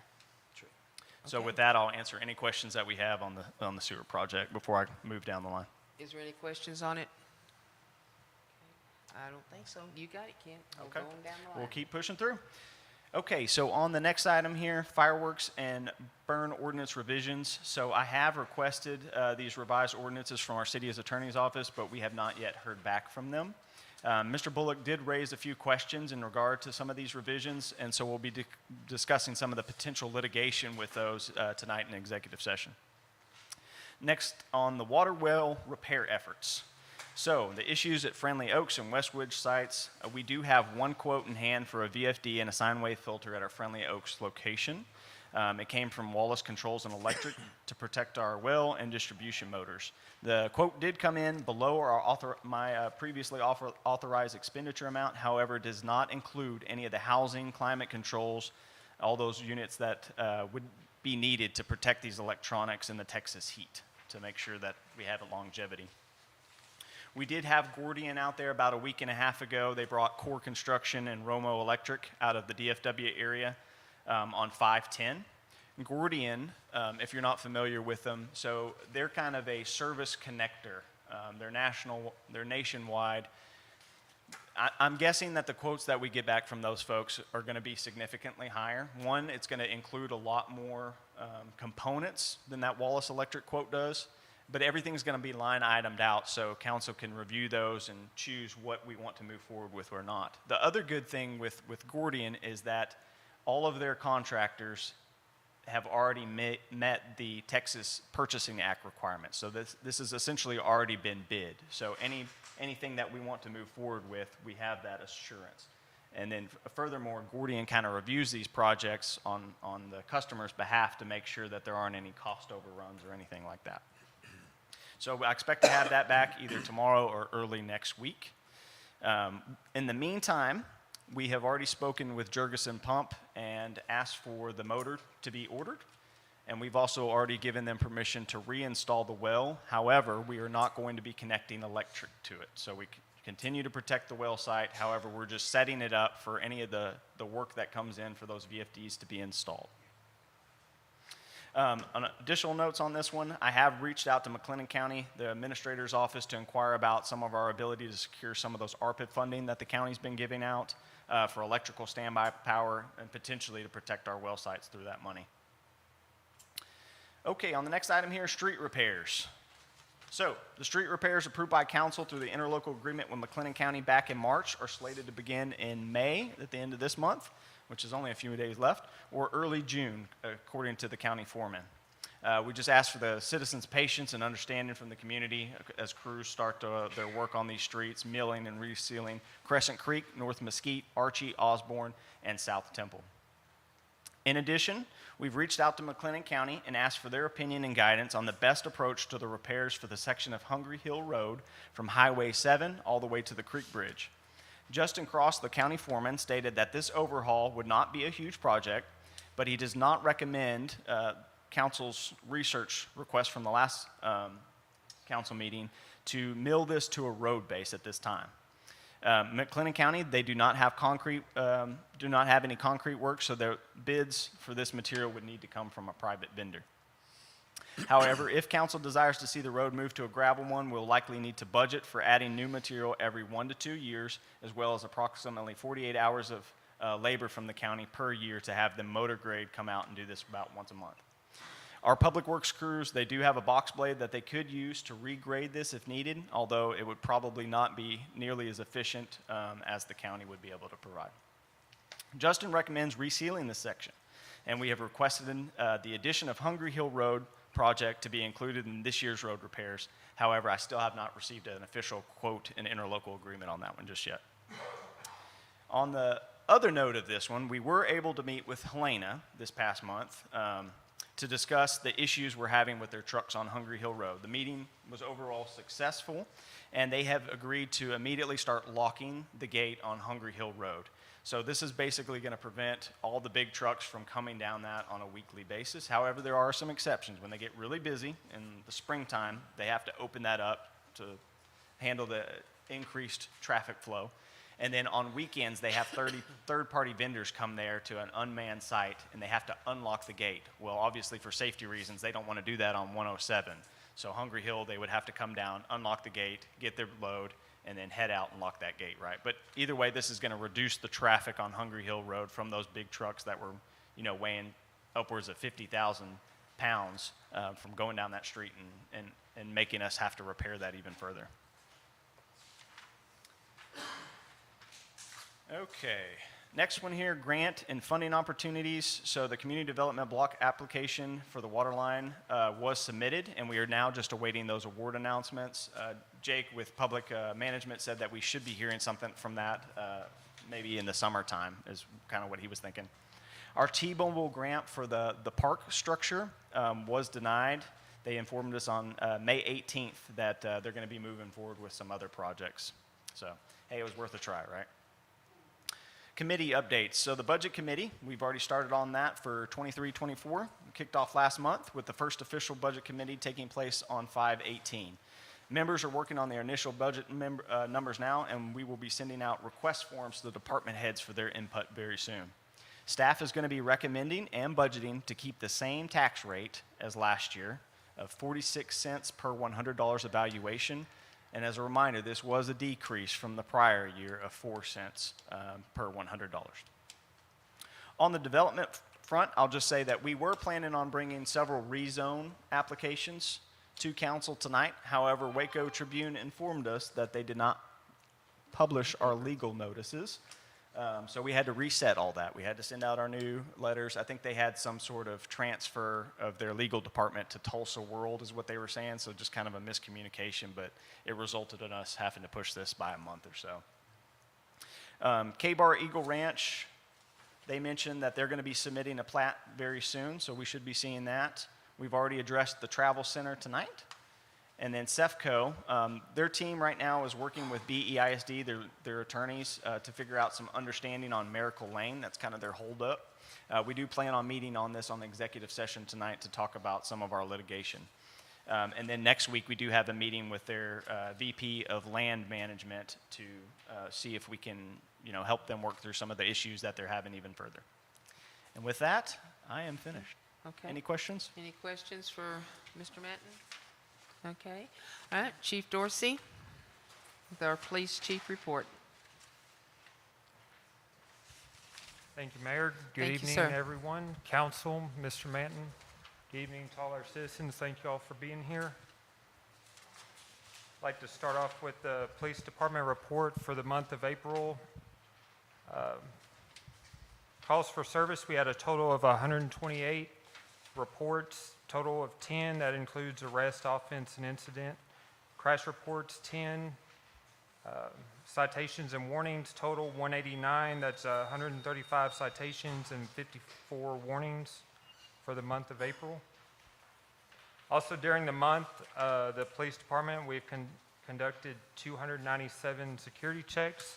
We had 15 school zone enforcement activities and also 12 directed traffic enforcement activities. Also in my monthly report, I did include our detailed call type report for all the calls that we responded to for the month. And I also have our citations and warnings data as well. Also wanted to give Officer Basie's report for the month of April over at the school. Looks like he had 156 security checks at the BEISD campus for the month. He also included a monthly activity report. He had 12 admin assists, 3 citizen contacts, 4 juvenile complaints, 1 parent conference, 10 staff assist, 18 student assist, and 2 suspicious activities or persons. So a total of 50 for the month of April.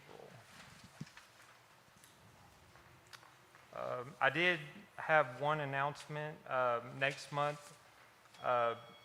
June 12th through the 16th, I will be attending the Texas Police Chief Leadership Series training in Huntsville. I've attended training there before in the past. It is a required class that I have to have every 2 years. But their agency is housed at Sam Houston State University in Huntsville, so I'll be staying there that week, attending that class. It's a really good class, and it's a good opportunity to meet other chiefs and get to network with other chiefs. So, other than that, if there's any questions or concerns or comments, I'll be happy to answer No, but them. I'd like to say something. I would like for the citizens of Bruceville-Eddy to know, due to our chiefs and Officer Martinez's good work, there is a bad person off the streets of Bruceville-Eddy, and he won't be back for a long time, and he's also the one that was, I don't know what all I can say, but I just want to say to Mr. Chief Dorsey, we thank you very much for getting this man off the street. I know that y'all sleep better, and I know we do too. That way he has no way that he can hurt any of us anymore. Thank you, Chief. I will make a quick comment on that. We did work a case involving some city property that was stolen. And we identified 2 suspects. One we took into custody whenever we recovered the property, because the property was at this guy's house. So he was taken into custody relatively quick, but the main contributor to the theft was not at that location when we recovered the property. He was at large for a while. But we worked tirelessly on tracking him down actually to this area. He was staying at a house not too far from where the property was stolen. But we got some good information, and we had some individuals that were willing to cooperate and give us information that led to his arrest. But this individual not only had charges that we had a warrant for, but he also had other aggravated felony charges, very serious charges. So he was considered armed and dangerous. Yes, bad person. Really bad person. It was the first thing I thought about when I woke up and the last thing I thought about when I went to bed. And I'm just happy that we had some citizens, some good citizens that stepped up to the plate and was willing to give us the vital information to get this individual into custody. Because my number one fear was the public safety aspect of our community, having someone running around that could try to, hurt or rob somebody, one of our good citizens here, and that's the last thing I wanted. So it was a big relief when we got him into custody. Amen. And he's where he belongs, and he's not getting out anytime soon. Yeah. Thank you. So thank y'all. It was definitely a collaborative effort, and I appreciate the citizens' input and participation in helping us reach our ultimate goal. So, our citizens are our eyes and ears, and we do rely on them for information, and they help us a lot. Yes, sir. So I really appreciate everyone's help. Thank you, sir. Thank you. All right. Bye-bye. Okay. Now we are going to talk with Gene on the Public Works Director. Okay. Real quick, the cameras have been installed at the shop, and they are working the best they can right now. We're waiting on the rest of the parts to come in from Verizon. But Dorsey did bring some equipment out there, and we got in the backhoe and got the cameras mounted, and I can see what's happening. He can see what's happening. So just Good. that is done. It's a good thing. On our water loss, we got it, it's at 25.87% for this month, or last month. And we've fixed 11 leaks. A total of 127 work orders last month, but 11 of them were leaks. Some of them were reinstates, turnoffs, disconnects, rereads, grafts, so forth. The street patching list.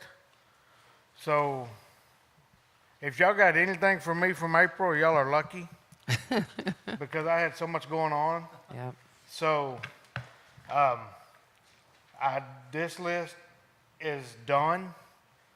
I've got work orders for some that we patched, but I was under the assumption that the street patching list that I turn in is something that we just go out when we have free day and patch 3-4 roads.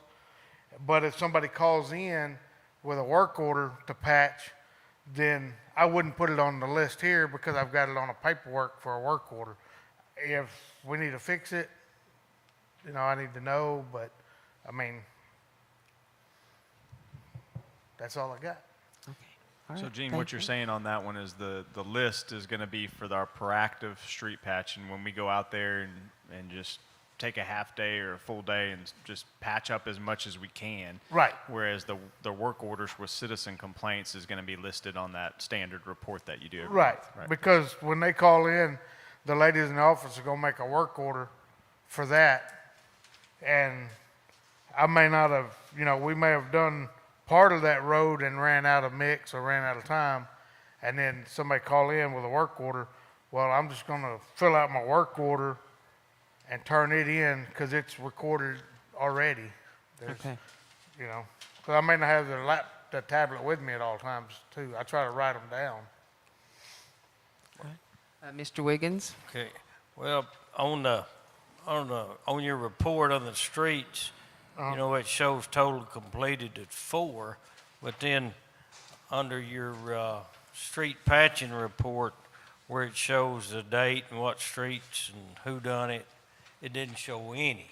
Right. That's why That's I was, because I had a work order that we filled out by Calvin and Richard saying that they went and patched this road and that road. So I didn't put it on this list because I've already got it on a work order.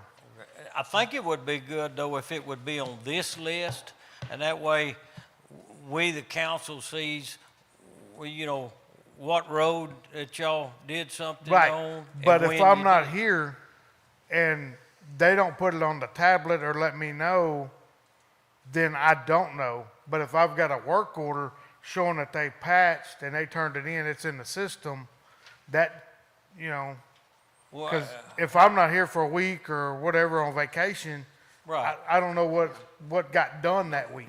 No, I understand Right. that, but they need to turn it in order for it to, where he can put it on his report. Yes, sir. We can definitely handle that. We can add Okay. all the street Well, repairs. We I can mean, come back and check but it. then, I mean, I understand if you're not here and they don't give it to you, don't know to Right. put it on a report. But if they we're- should give it to Laura, and Laura should be able to, at the end of the month, give you something showing that these are the streets that the guys. well, that's what we've got repaired. here on the work order, right? Yes. The work order shows what we patched that week. The other list is we go out, oh, we're caught up, let's go patch Bruce Street, Osborne, Temple, Eagle, without getting work orders. That way I've got a list of that was done without a work order. That's what I was under the assumption, you know, I'm covering 2 bases with, you know, if a citizen calls in and says, hey, I need to patch over here, and they go do it, and they fill out the work order, then, you know, I wouldn't have to put it on the tablet all the time, as long as it's on a work order. I think Gene's trying to address a potential duplication of work here, whereas Councilmember Wiggins is trying to make sure that the citizens know what all streets we've touched over the past month. Is that kind of what I'm understanding? That's what I'm trying to do. That way the citizens know that y'all are out patching some. And whether it's whatever you say, well, work order, tablet, whatever we got to do, let's put it on here. That way we show all Right. your good work that y'all Right. have been doing. That way we're showing all y'all's work. So what we can do is we can just kind of come back on the back end, double check those work orders to see if we've touched anything, and just throw those on that list as well. Okay. Right? So we did receive that patch today from Rock Asphalt. Oh, good. It came We in. did Great. get that. Johnny stayed until 5 when the guy showed up about 4:40, and they got it unloaded. So we'll Good. probably get out there tomorrow and see how much we can get put out. Awesome. Oh, That's great. great news. So, Yeah. and Thank thanks you, to Gene. Johnny for staying late on that one. Yep. Okay, One other thing, Gene, is I noticed that on your usage and loss report, I just want to state this because a lot of people don't see this, that the amount flushed last month was 8,460,900 gallons. This month was 6,338,300. So it's down quite a bit. And the loss is down. Last month was over 6,534,000, and this month 6,400,000. So, and last month the loss percentage was nearly 27%, where it's down to nearly about 26%. So we are headed in the right direction. Right. And, you know, it's hard to estimate how much water you lose on a leak because you don't know when that leak started. Yeah. And, you know, if they call me on the 1st of say June, say, hey, you got a water leak. Well, if we go fix it that morning or that afternoon on the 1st, I can't go back and add the loss from May to June because that's already been turned in. So that's something else we got to look at too, you know. I mean, we're doing what we can and trying to keep it down. Right. But, Right. you know, I just want y'all to see, you know, if it goes up one month, that's Sure. a possibility of what would happen. Well, sure. One thing I think some people don't understand is, like, for example, the flushed. You know, over 6 million gallons, that's a lot to flush. So could you explain that? I've got probably 4 pages of dead-end flushing of spots. I can get a count tomorrow, or I can go get it real quick. I mean, and tell you how many spots we flush every month. Yeah, but explain about the flushing, well, why it's- you got to do it. We have to do it per TCEQ regulations because it's a dead-end line. If it was looped where, like Horseshoe Bend is looped from Old Moody Road, well, when you go down Pinto, that road dead ends. There's a dead-end spot down there. So you have to flush that every month. Okay. And we try to do it routinely. Like we got one lady out off Box Ranch and Robin Road. The 11th of every month, I tell somebody to go flush because she will call us. Okay. So, I appreciate it. yeah. I think that explains to some of the people about And if- flushing and why you have to do it. And if you drive by and see it flushing, call us because we may forgot to turn it off and went to another flush Sure. to flush. All right, we have a question from Thank you, Mr. Gene. Colton. Do you mind coming up to the mic, Colton? Is Hungry Hill going to be a part of that repairs tomorrow? I don't know. I just have a recommendation. Instead of by the Helena Gate where... No, we're not. I'm not messing with right there. I know there's potholes from the bridge to the ballpark. I was over there the other day, but I can't promise that because I don't know how far this material that we ordered is going to get us. So this is our first load, but we can order more. You know. They're just one very bad pothole that, I mean, And we can, right.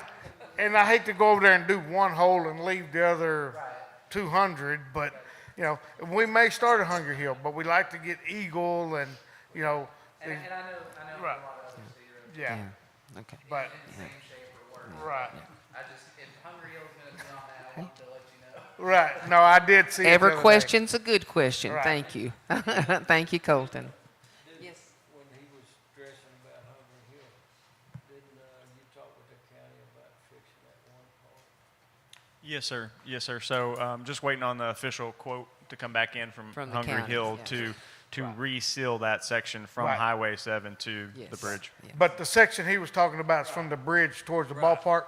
I was over at Mr. Wilcox's the other day and I noticed it.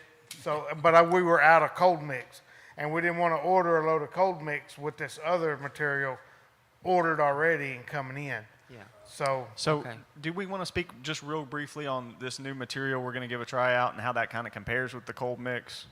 well, we can. Sure. I mean, we put it in one day last month. In Right the here rain. right in front of the school. In It the was rain. raining. Yep.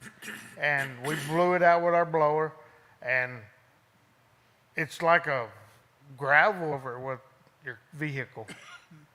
And we did three. And work with this without a whole crew being present. One person could go out there with People, because Okay. you need a leaf blower, and then you need somebody to drive over it to but make still sure. more Right. efficient than Right. the coal mix. And the coal mix, the problem we kept having was you have to have ideal conditions to lay this down. Right. It can't have recently rained.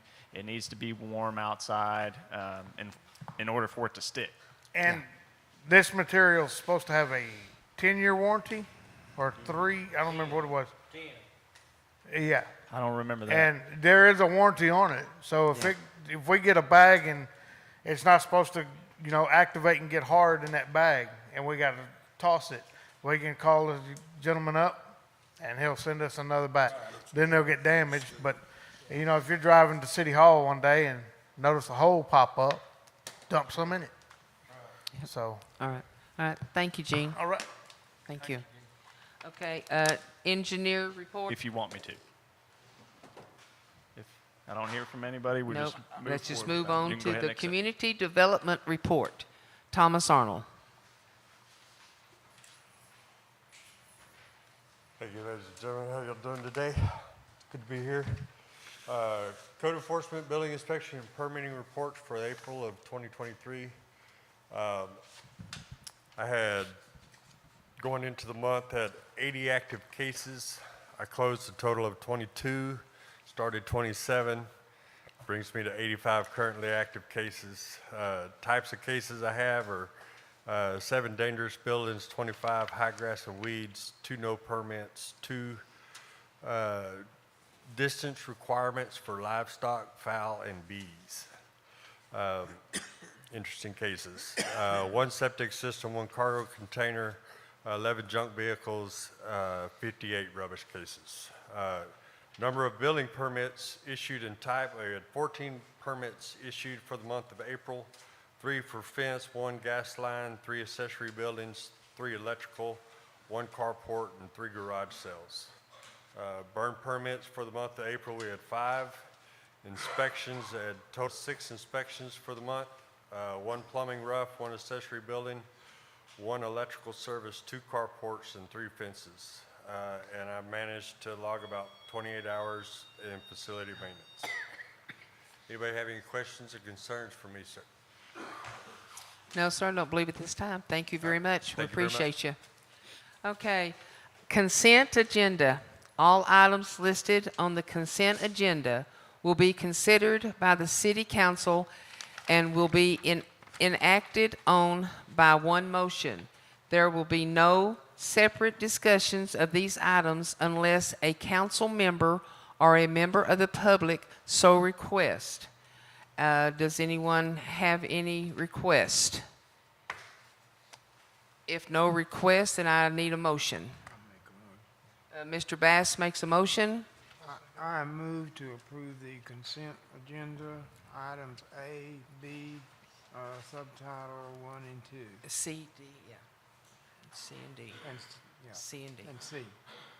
Yeah, and D. And D. Yeah. Okay. Okay. And Mr. McGurr seconded. All in favor? Unanimous. Thank you, gentlemen. Okay. Do y'all want to take a little break before we start on number 13? Yes, please. 5-minute Okay. recess. 5-minute recess. We'll The be right time back. is 7:55. 7:55.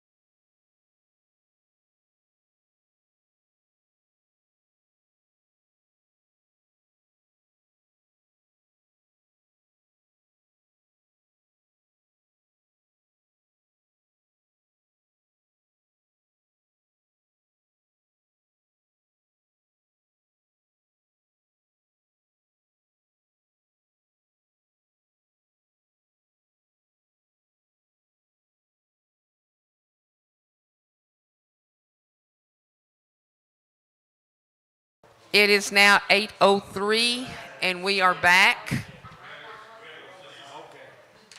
At this point, we are on number 13, and 13 is a preliminary plat and subdivision variance request, and I'm going to have to excuse myself from this because this has to do with me.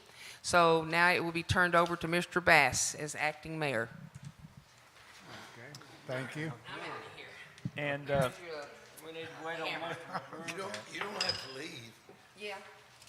You do? Mr. Bass. You know I'm going to say something. Oh, yeah, I know that. So it's best for me to leave? Mr. Bass, I'll just say we're waiting on one council member to return on this one. Okay. In the meantime, I'll just go ahead and, Yeah, well, if y'all need questions, they can ask me to come back, right? Is that how that works? no, ma'am. See, it's best for me to leave. Just get on out of here. Get out of here, I'm telling you. So Mayor Owens' her property is up for consideration here, and so that she has signed an affidavit saying there's a potential conflict of interest, and so she has a equitable or legal ownership of real property with a fair market value of greater than $2,500. So she is recusing herself from the voting and the discussion on this matter.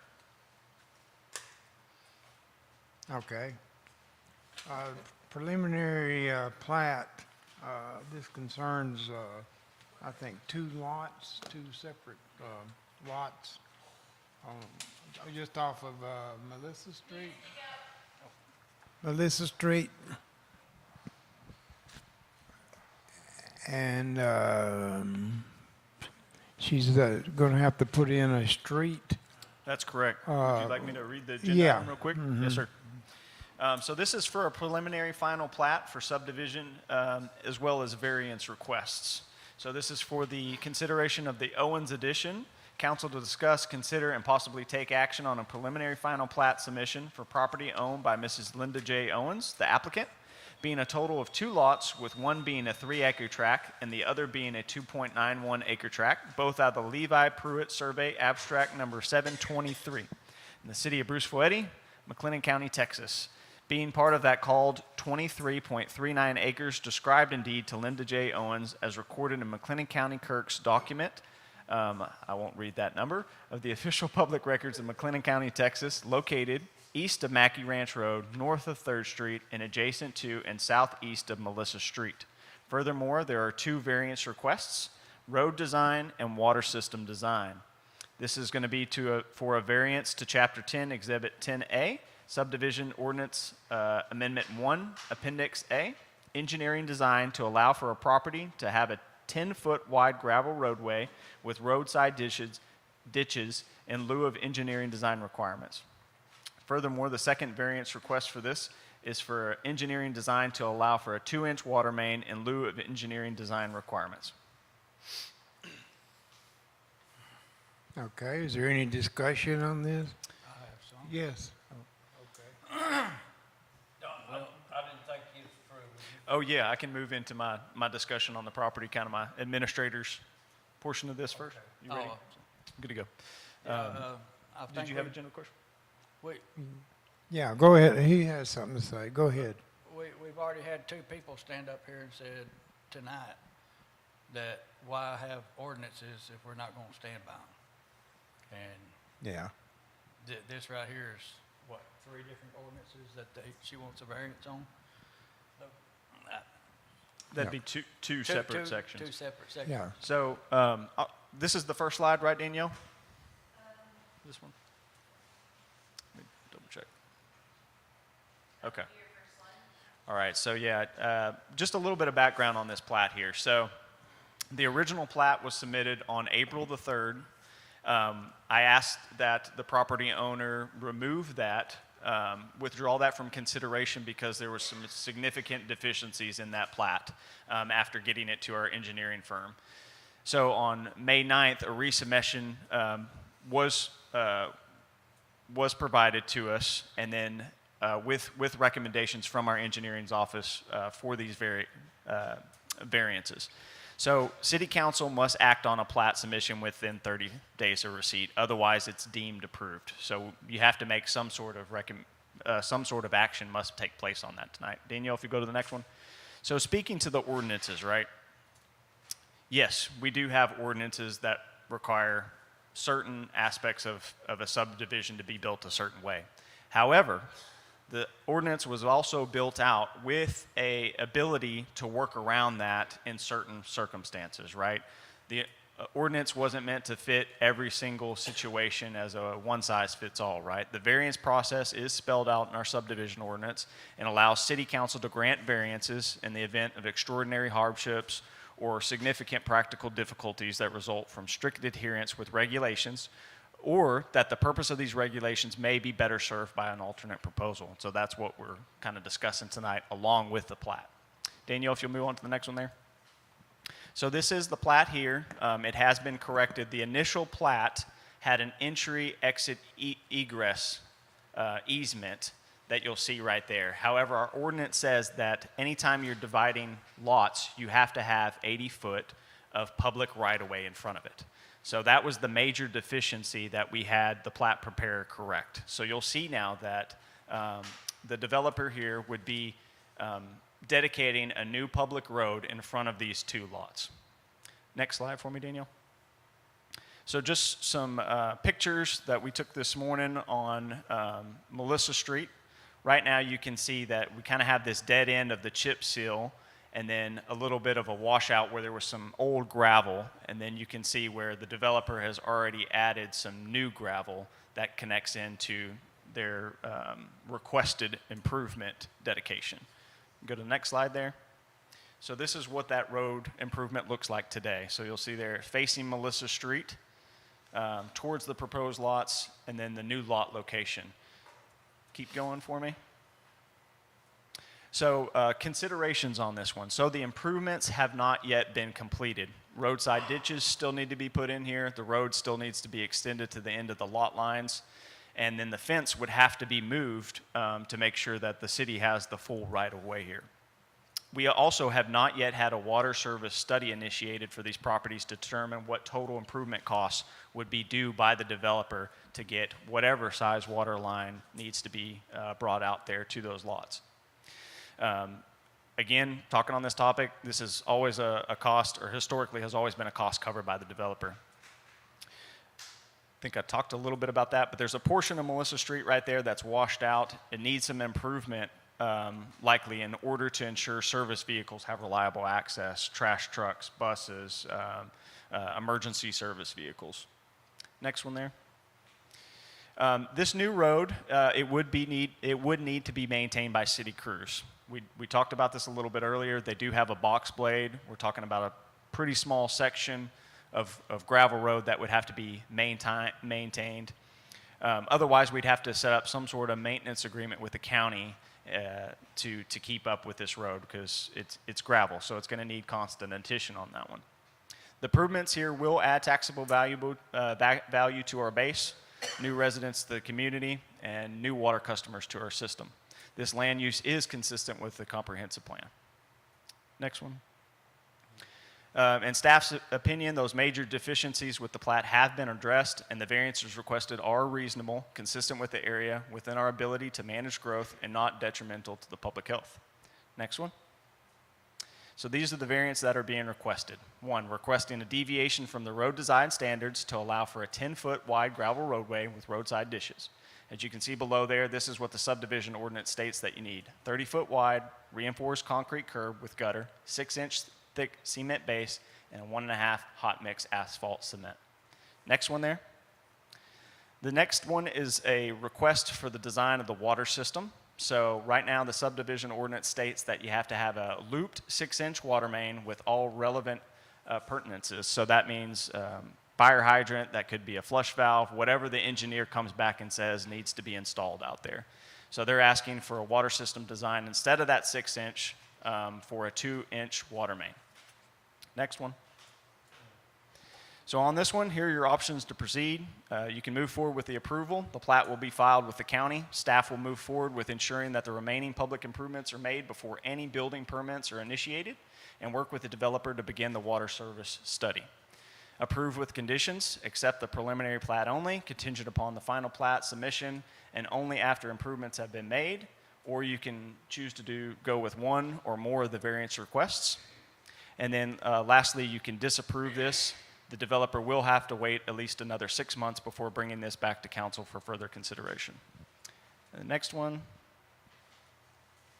Okay, you can go back. I think that's all I had. I'll leave this up to council's discussion. Yes, Mr. Wiggins. Okay, well, she wants a 10-foot wide gravel roadway with roadside ditches in lieu of the engineering design requirements that we have. And first, a 10-foot wide road's not wide enough to accommodate more than one vehicle at a time. This will be a new city street, and to allow it to be a gravel road instantly means the city will be constantly having to grade and haul in more road base in order to maintain this street. If you look at what is currently there, which we've seen, which is about 10-foot wide gravel road, it has no drainage for the road, which was addressed, and the road doesn't go down the end of the property, which was addressed too, and there's no turnaround for a fire truck, which should be a minimum diameter of 80 feet with an additional 10 feet on all sides clear of permanent structures. The current plat shows a 50-foot wide public right-of-way, which is not 50 foot, due to a fence on either side, which he addressed that. So the fence will have to be moved in order to be compliance with public right-of-way. The city will have to borne the cost of extending Melissa Street, which is a paved street, but the pavement doesn't go down all the way to the intersection of this new proposed street. It just goes down to where the houses end. And then there's like 3 lots, vacant lots, and then this would be a new street.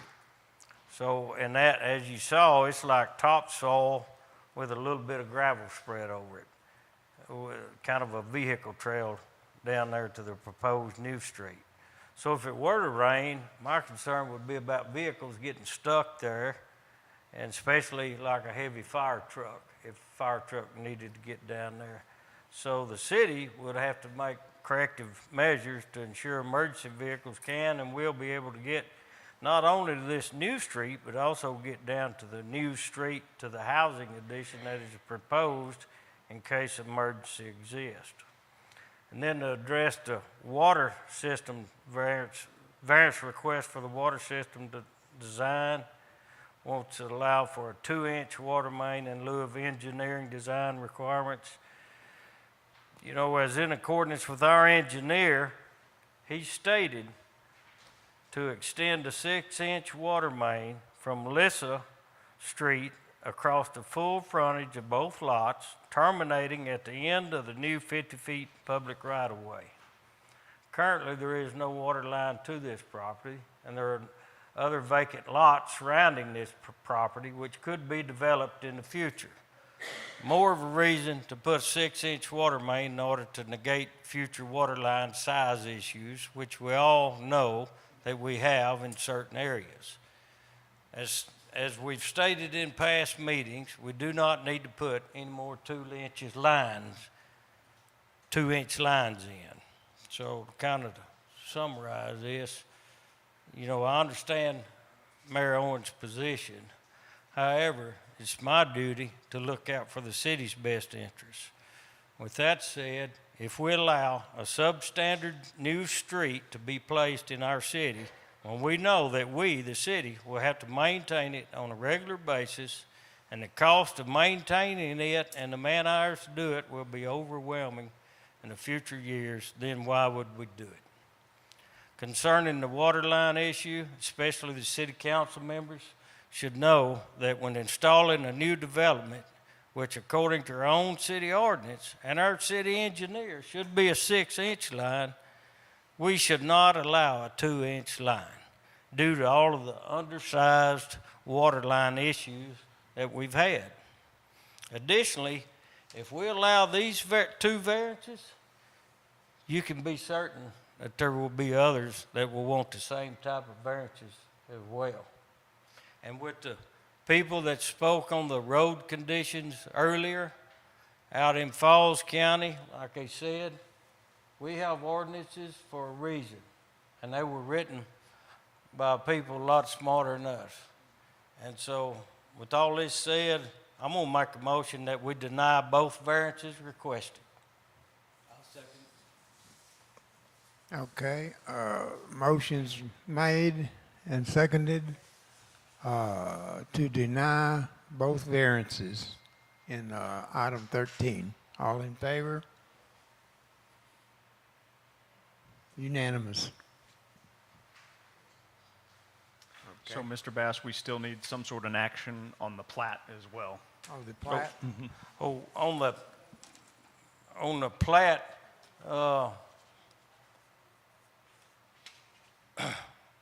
on the plat, that item under notes, that item 6, that needs to be omitted, because it says sewer provided by the city of Bruceville-Eddy. And I think we addressed this issue with Ms. Owens, I don't know, maybe back toward the first of the year. But if you'll notice on this plat here, Kent, that was released March 15, 2023, that item is not on there under notes, but it was added.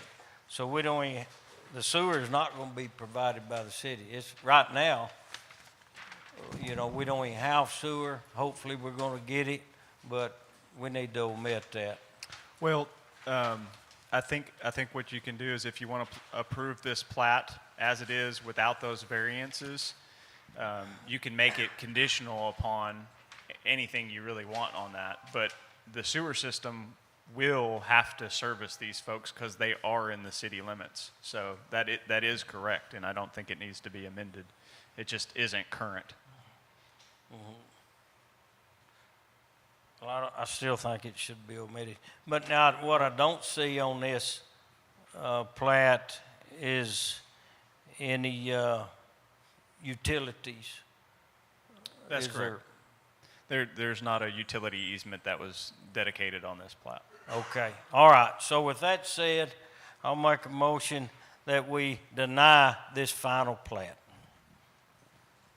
that we currently have, which shows a date of release, May the 22nd, 2023. I'll second. Okay, motion's made and seconded to deny the preliminary final plat. Yeah, it says final plat on Yeah. mine. Yeah, this is the final one, so. Yes, it is a preliminary / final plat. Yeah, okay. All in favor to deny? We seconded, you seconded. I second. So all in favor? Denying the plat. Okay. 1, 2 in favor, all opposed? Too far, and that's not enough. We vote. I'm not approving it. I'm disapproving this is where we're clear, this is vote to disapprove the final plat. So Deny it. The motion to deny the plat has failed. Any Yeah. other motions?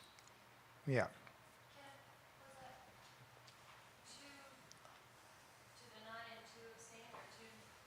We had. No. Sure. We had 2 deny and the rest didn't vote for that one. Yeah. So abstain. Yeah. Now, could we further clarify this and what is this going to mean? Is she going to have to wait 6 months before bringing this back? Yes, sir. That's correct. Okay. Now, how is this vote going to affect this final plat? It'll have to be resubmitted, Yeah. I imagine. They would have to make amendments and resubmit on that 6 months down the road Yeah. at Okay. minimum. Okay. So as it stands, it voted to disapprove it. Correct. By and 2 that, votes. yes, sir. And that failed. Yeah, So we still failed. need some sort Okay. of So she'll action have- on this She'll tonight. have to come back with a new, or whatever, improved or changed or amended. No, sir. plat. That motion did not carry. Yeah, okay. All right, motion failed. Okay, well, she can come But, back in now. But right? we have to make a No, decision on we have this. to still take an action on this one, sir. We don't, you either need to approve with conditions, or disapprove. What, It's- Joyce, do you mind coming up to the microphone on that one? Maybe you could, she could come back in 6 months with the utility easement added in, and then the changes for the road And the water line. and the water. Yes. If you put it that way, Yes. that way, you know, that she could bring a new If she'll bring it back to code. proposal. If she'll bring it back to code. With, yes, and bring it Yeah. all up to code with utility easements, water, and road. Yeah, but what we did, Joyce, we have to vote on one of them. So my vote was to disapprove, to deny Of the that. 2 variances. Yes. So once she fixes those variances, then she can bring them back to the. Yes. No, she can bring it back in 6 months. Yeah, no, she Okay. can bring it back. That Yeah. gives her Revised time. But now, and far as brought up to code. yes, Okay. yeah, she can bring it back and bring it up to code with her ordinances. Now, but what we're talking about here, the motion was already passed to deny all the variances. Variances. Yeah. Now, because I don't know if it was fully understood about it has to be voted on, and We have to make a yeah. decision. So right? and yeah, so I vote. My motion was to deny the final plat as it is right now, Okay. Okay. and that's what I Okay. believe Mr. Prater seconded, and then it was to abstain, and we have to have some least action on it. Yes, sir. Okay. So- I was just wondering what the hang-up, you know, Sure. Right. why they're. I hope that provided a little bit of clarification, but I think we don't do a whole lot of plats, so it is a little bit of a confusing process. But if council wants to move forward with the plat as it's currently prepared, with a stipulation to say install a utility easement on this plat, you can approve with those conditions. Now, the variances have already been denied, so the developer will have to come back and they will have to improve, if they want to move forward with this, they will have to improve that road to our road design standards. They're going to have to submit the water meter study, and they're going to have to go with the cost that the engineer says it's going to cost to take the 6-inch line with any potential appurtenances included in that. So you can still approve with conditions. You can approve it outright, just the plat as it's currently presented, and still not have those variances in there. But we have to have, there's a section in our ordinance for easements. It addresses utility easements and emergency easements. We have to have that emergency easement, so in other words, the fire trucks or emergency vehicle can get down there. Yes, And they'll have room to turn around. That's the 80 feet diameter there. But So- that's going to be addressed by, that motion failed because it wasn't 3 votes? because there was not 3 votes in Yeah. favor of that motion. Okay, so it just failed, so we're back where we started. I have another question. Didn't we just tell these people for a subdivision that they had to have asphalt and it had to be a certain width? Yeah. Yes, sir. Does that stand for this too? Are we gonna have to Yes. asphalt this road? Yes. When we take it over? Yes. And we can't asphalt the roads that these people are griping about all over the place. And we're fixing to asphalt the mayor's road down to some No, land that she's we, selling? we are not. She's the gonna have developer to. has to She's pay gonna, for that she's cost. gonna have to asphalt Yes. it. Yes, because you've already denied that variance. So the plat would move forward, and the developer would have to make all those improvements for that. But she brung it to us in that order, that if we'd have passed the variances, then we would have been the ones Yes, to asphalt it. yes. Yes, Not necessarily. No. that's what we just told those other people, that they had to asphalt it. Well, you're talking about some sort of agreement that we would make with them if they annexed into the city, and they were requesting that the city would asphalt it. That's not the case for this one. Well, she's asking for, to be able to use gravel. Mm-hmm. And, I know, but That failed. That but she has was been denied. asking to use gravel. Yeah. So if we'd approved that, then we, taking over that street, we would have had to asphalt that street. That is not correct. No, sir. During code, we I would mean, have during had, our we would have had ordinance, to it says- maintain the street. We would have had to maintain it as gravel if you granted that variance, but you did not. That has already been settled. Okay, all right. So now we're We just told considering the the other plat. people- We just told the other people that they needed asphalt. And you're consistent. Yes, yes. Yeah, we're So- consistent. So Yes. we'd be hypocrites if we said, hey, Correct. we're going to approve you. Let's just. No, I don't understand I mean, if you take the name out of the equation, if anybody else come in here with that proposal, we would deny both. I think that the name in the proposal was what's keeping up. That's, people don't want to. Of course, when the. Sure. Well, we can prove it in 6 months. New. Folks, we've got multiple discussions here. Let's speak one at a time. That way the public hears all the discussion on this. Mr. Bass, if you'd speak into that microphone, sir. Sir, we have a point of order coming from the audience. You need to speak. What? Was there a point of order? Yes. Yes, sir. Would you come up to the microphone and address your point of order? So this has been disapproved? The plat has been disapproved? No, sir. No, not the Very plat. re-vote on it? The variance. Or is it done? The variance. I understand the Yeah, variance okay. has been disapproved. So where does the final plat stand? It is open. Has this been disapproved? So that's No. tabled? No, sir. It has not. Okay, so. A so you gotta motion to vote on that. a motion That's to where we stand? disapprove was made. 2 members voted in favor of that. The others did not vote. No, we have to have 3 members voting in favor of a motion for that motion to move forward. So are we gonna vote on it again? Or is it? So if we do not make an action on it tonight, it is automatically approved. Yeah, that's what I'm So saying. you have to dawg. make some sort of action tonight. Okay, thank you. Yes, sir. Would you like to make a different motion? Yeah. So you have to make conditions. Well, here, let me speak into the mic so people can hear me. Okay, if you're going to follow the rules of order, the rules of order would be, the motion was brought forward to disapprove. That motion failed, so you cannot rebring that motion back to this body. Okay, that's done. So the next resolution would be approve or approve with conditions. My recommendation would be that we establish whatever conditions we want. What are your concerns? And those should be the conditions that would be in the approval.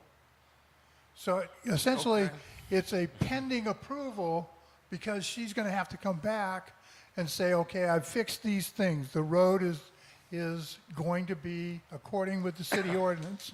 The utility easements are going to have to be identified. So those would be the conditions that are missing in this plat right now. Well, I'll make the motion. Okay? I'll make a motion that we approve it when it becomes up to our code in our ordinance.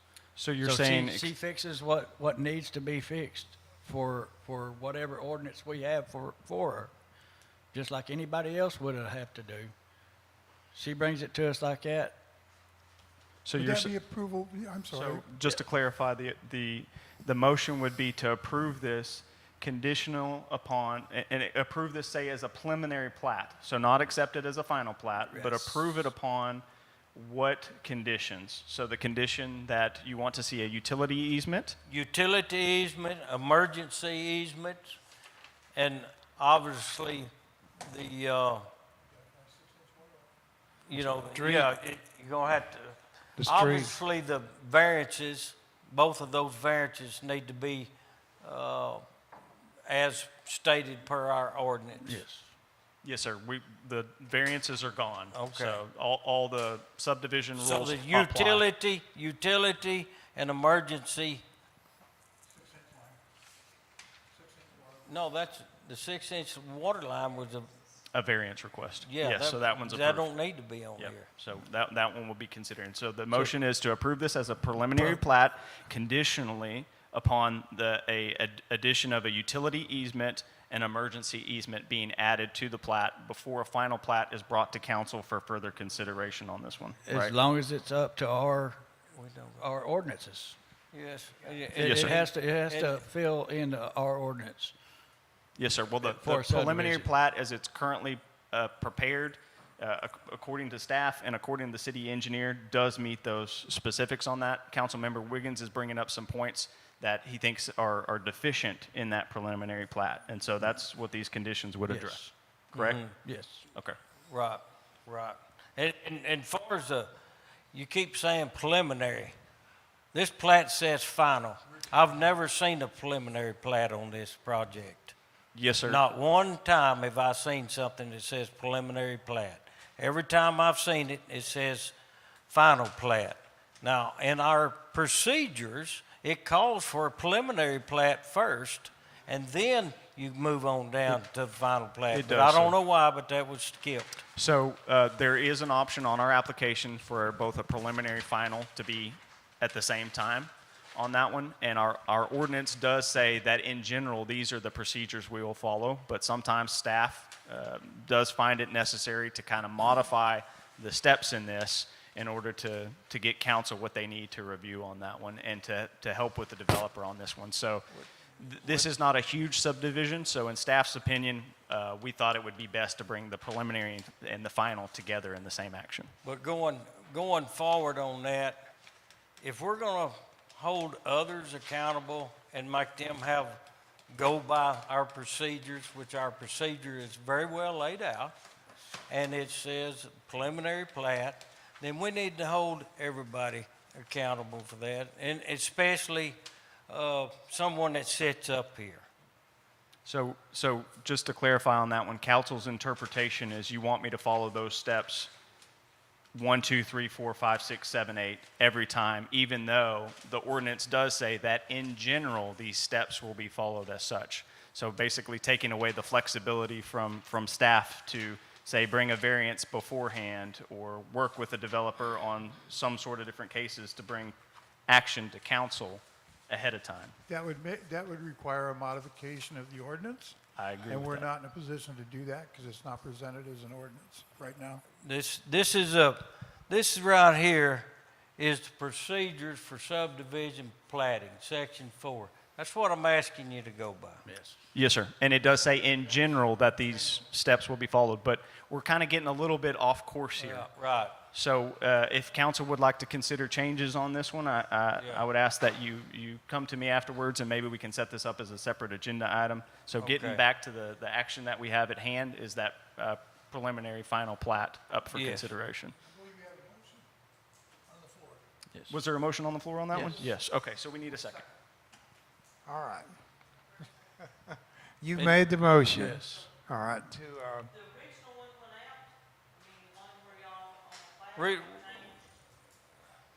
Do we have a question, request for information out there?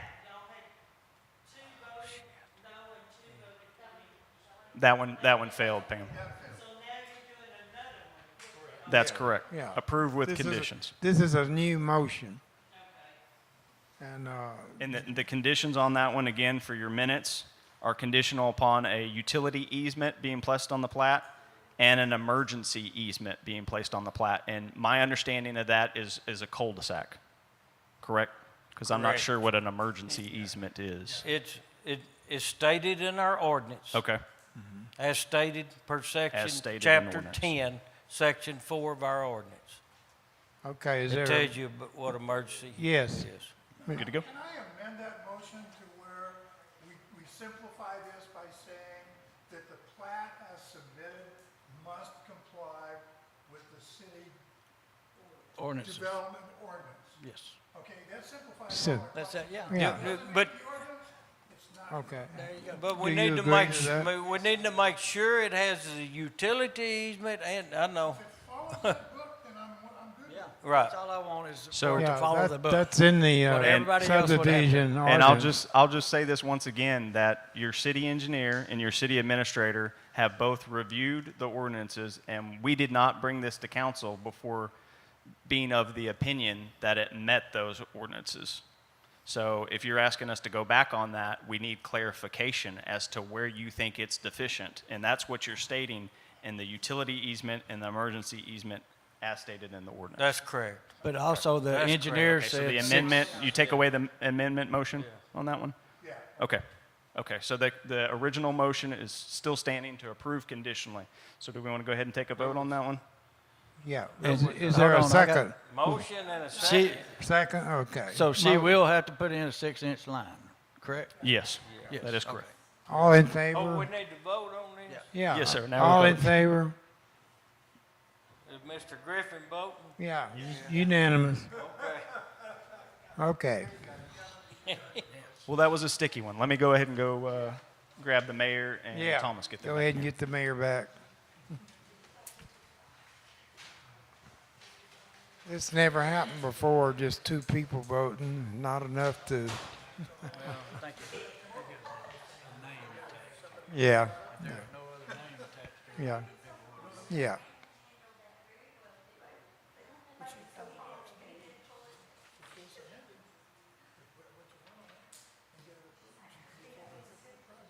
I can't believe she bring it to us like that.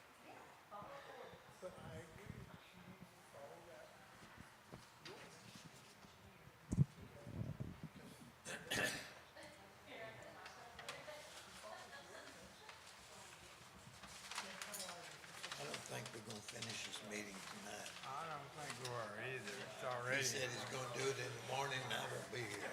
That's what I told you. That's what Lynn said.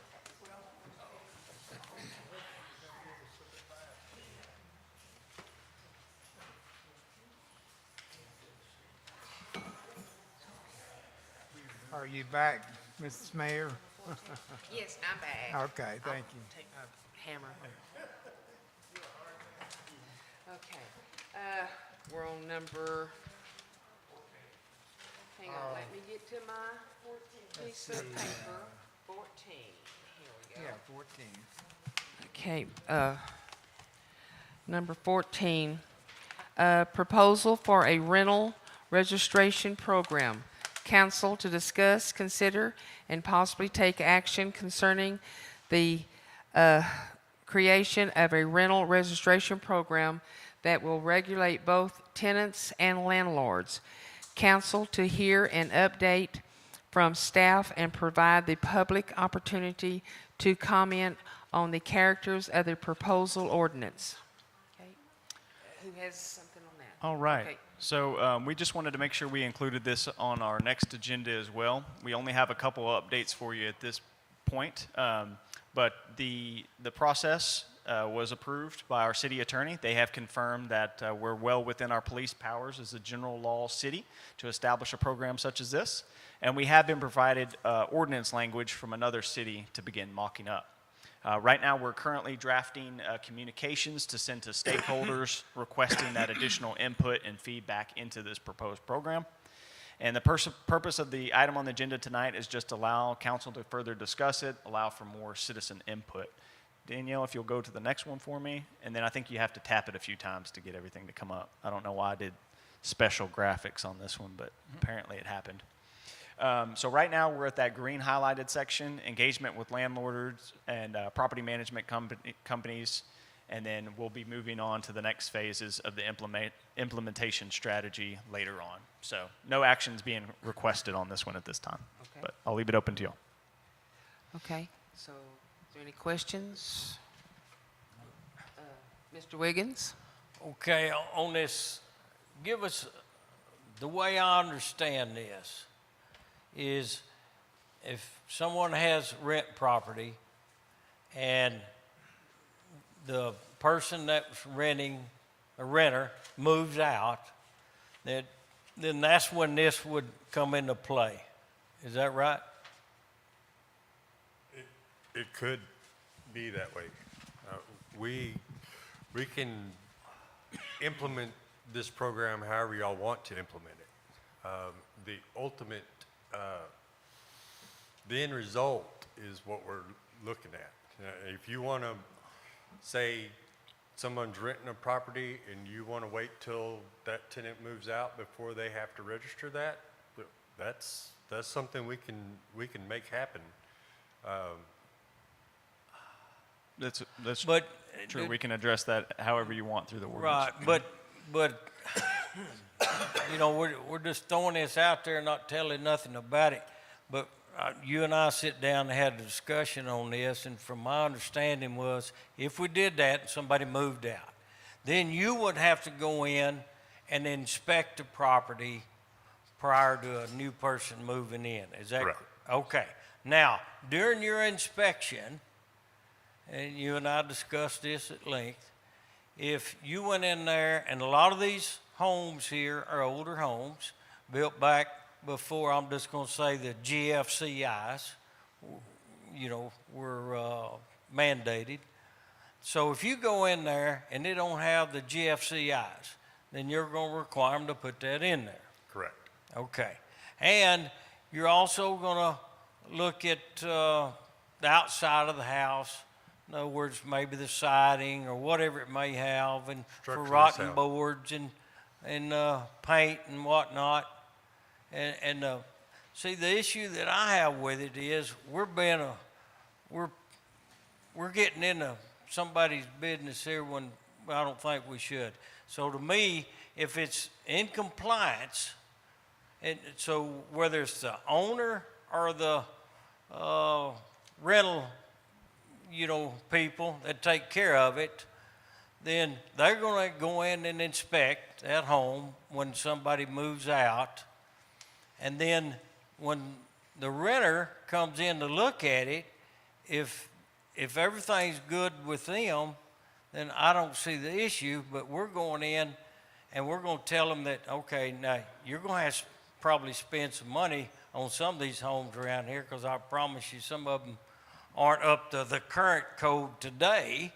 Correct. And that's going to cost some money, and it could into some electrical issues that could very well be pretty expensive for that actual owner, which that owner, as we know, is going to pass that along to the tenant. Right. So this kind of, I mean, there's I believe some people out here that might have rent houses or something. There's a lady right there that's got something. Mr. McGruer, you have a question? Okay, one of the things, at least in discussing this last time and talking about it and stuff like that, the issue really is going to be more safety than anything else. Correct. If you have a house that's unsafe to live in, but you're still renting it, then this is supposed to be able to protect the renter, as far as the way I understand the structure of this whole ordinance. And so I realized that 99.999% of the people that are renting properties are responsible people who are going to make sure that the house is safe. And then renters coming in are also going to have their own personal concerns as far as coming in to rent a property. You're going to look at it and say, you don't have safe things here, I'm not going to rent this property, things like this. But what about that 1% that they're desperate, they need a place to rent, you've got a place that you're renting really, really cheap, and they're going to come in there and rent this place because, let's face it, for the price they can't get it anywhere else like that. Okay, and if you're going to put that person to have to accept an unsafe environment in order to stay out of the rain and possibly worry about a fire or getting shocked or whatever the case may be, this ordinance is to protect that 1%, not the majority of people that are renting. At least that's my understanding. It's a safety stuff. Okay. Yes, ma'am. Being a landlord is a business. It's a business, and every business, you can't go into a business and it not be regulated for health code, safety code.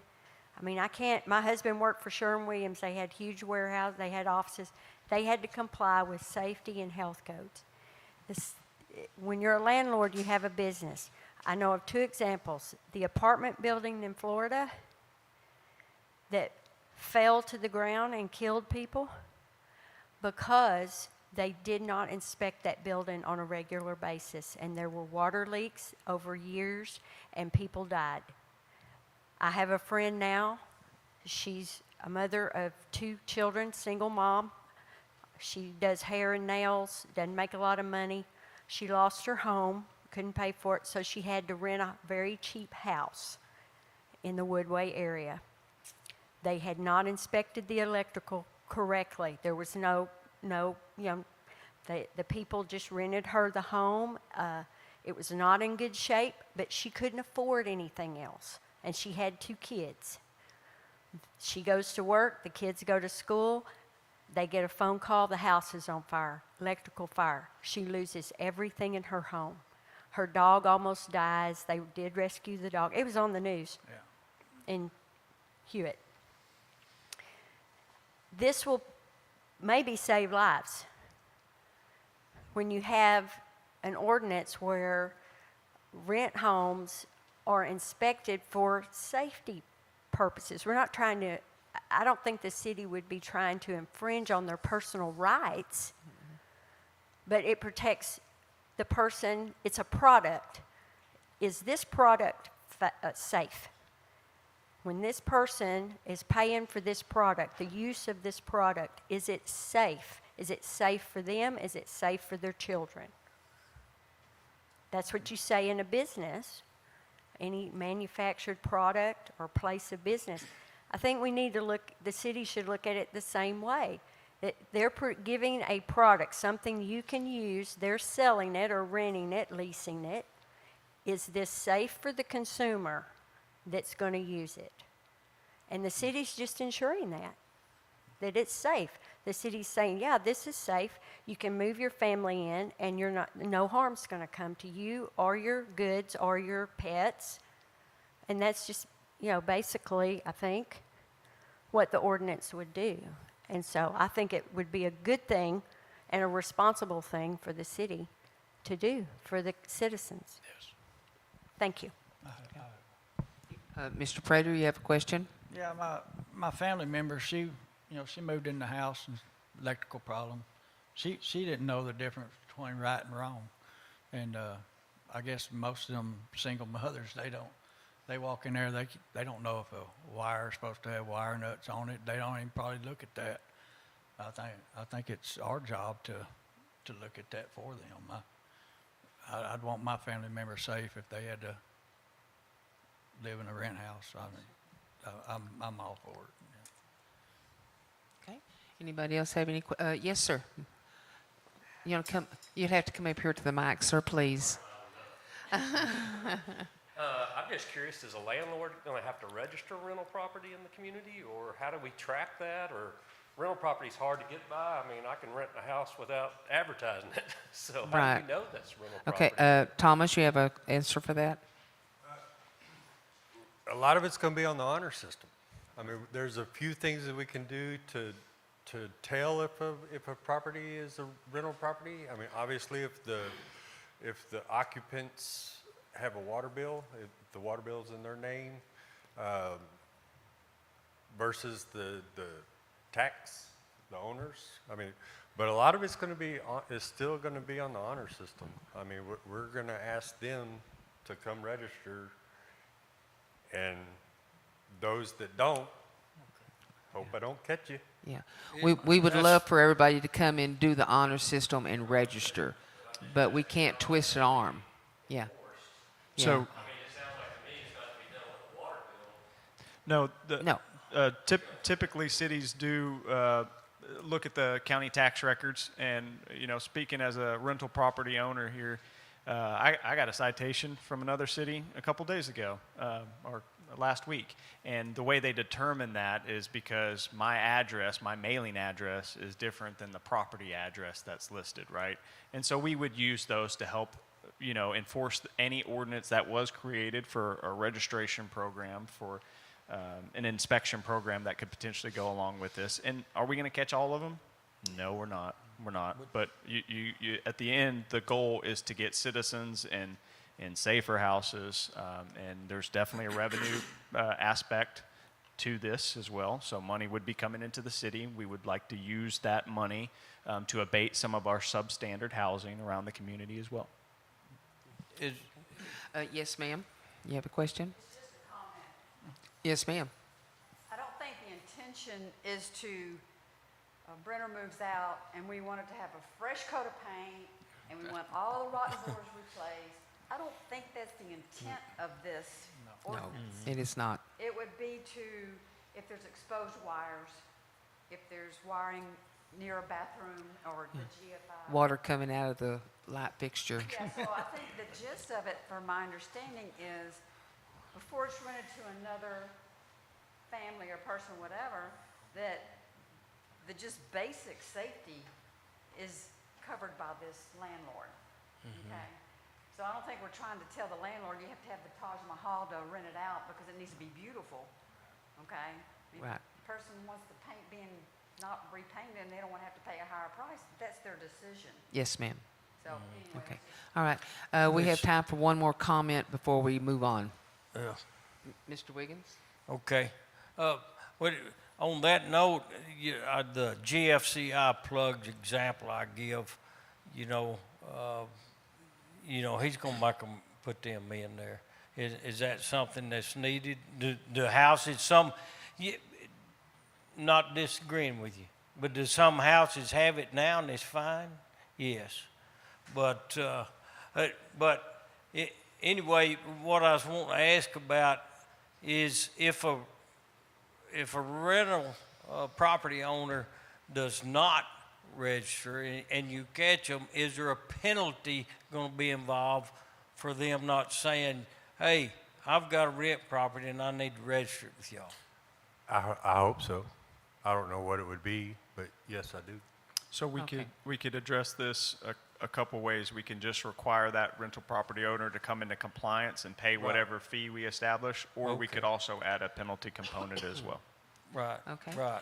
All right. Right. And just to be clear, I'm not saying I'm for it or I'm against it. I'm just trying to explain it where everybody else can try to understand what we're looking at.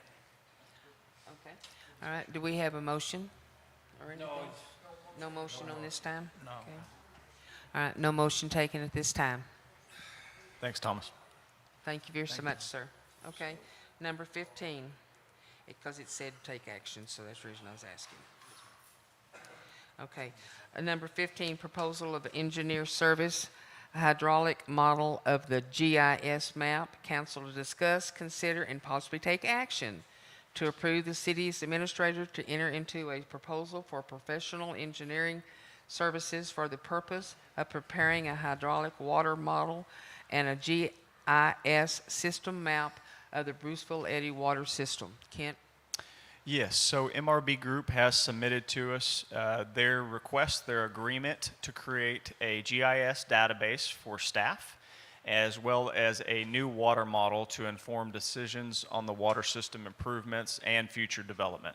So the purpose of this new water model is threefold, because we just had a water model performed by Tabor & Associates back in November.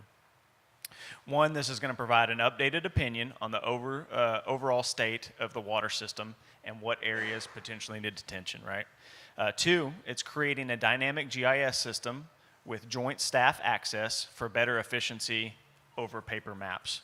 So what that would look like is once it's built out, staff will have access to a web browser, web portal, where we can come in and we can see the water lines, and they'll be color-coded, green, yellow, red, and it lets us know ahead of time, okay, this line has additional capacity. We can go ahead and approve a meter here. Okay, this item is yellow here. All right, we need to get a water meter service study on this done, send it to our engineering service, and we'll let them figure this out, right? Or red, I'm sorry, there's going to be some significant improvements here. We can definitely move forward with this process, but just a heads up, it's going to cost you, right? And then 3 on this one, it's partially required because our previous engineering firm has refused to release their software files needed to quickly import this into our new engineer's CAD system. That's the big one, right? If those files were easily interchangeable, then MRB Group would be able to take that information and quickly install it. Now, would there be a cost associated with that? Absolutely. We knew when we were going to be looking for a new engineering service that this would be a part of the process. Every single one we talked to mentioned their need to create their own model to inform their decisions. Now, take that for what it is, but when it's coming from multiple sources like that, I have to believe that, not being an engineer, that this is a necessity, right? Go ahead and move on to the next slide. So I mentioned that one. The cost for the GIS system will be dependent upon usage. So if we wanted to, say, open this up to the public and put it on our website, that would significantly increase the cost because it's all about how much data is shared. However, that's not what we're going to do. We're going to give it to a few key staff members. We're going to give it to Gene, myself, Pam, so we can look at those maps, the water clerk, and that approximately will be about $200 to $500 per year. I think I already mentioned the other items there. The updates, the other cool thing about this GIS system is that staff will be able to tag new water meters, removals for water meters, those GIS coordinates that we're collecting on leaks on our water system. We can put all those on this GIS system, and either quarterly, semi-annually, or annually, and that's the bare minimum annually that our engineer is recommending here, they will update those maps so they're dynamic. So we can see where our problem areas are. So we can use this information to say, hey, let's get a grant from Texas Water Development Board and say, this line really needs to be replaced. Regardless, all this will be based off of their hourly rates. Next slide for me. I think I already mentioned that one there. We'll go ahead and move on. This water model, it will take about 4 months to get up and built. Meanwhile, they're going to prioritize the Falls County area so they can begin getting together a proposal for the upgrades that need to be done out there.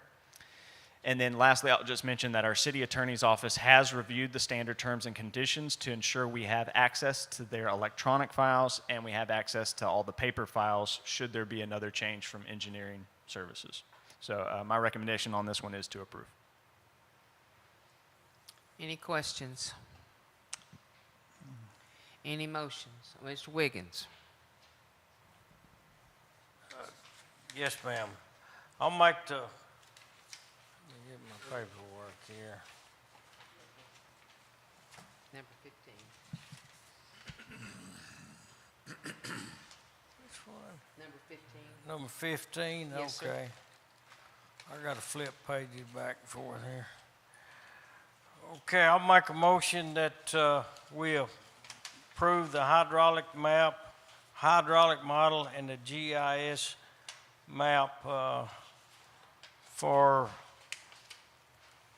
the amount of 20. Yes, on Bruceville-Eddy water system, $26,800. That wasn't on the, that's just something we added. That's just a motion. 46,000, did you say? 26,000. He's reading it off of the proposal. Oh, the proposal, okay. Do you want to see a second on that one? No, I'll second it. Okay, all in favor? Who seconded that? Bass. Unanimous, thank you. Okay, and Mr. Bass wanted to know what you said that amount was? $26,800 is what the proposal shows. The agreement, actually. Okay, I have a question to ask before we move on to 16. We still have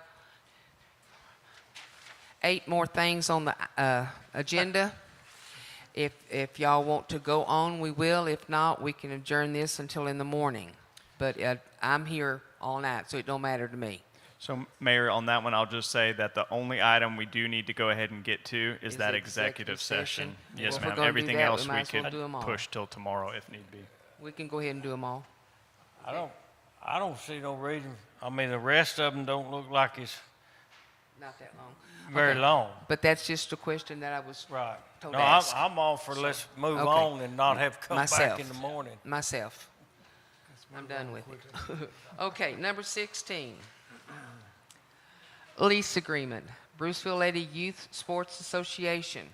Council to discuss, consider, and possibly take action to approve the mayor to enter into a 10-year lease agreement with the Bruceville-Eddy Youth Sports Association for the purpose of using Duty Park located at 250 Hungry Hill Road, Eddy, Texas 76524 for Little League baseball and softball activities.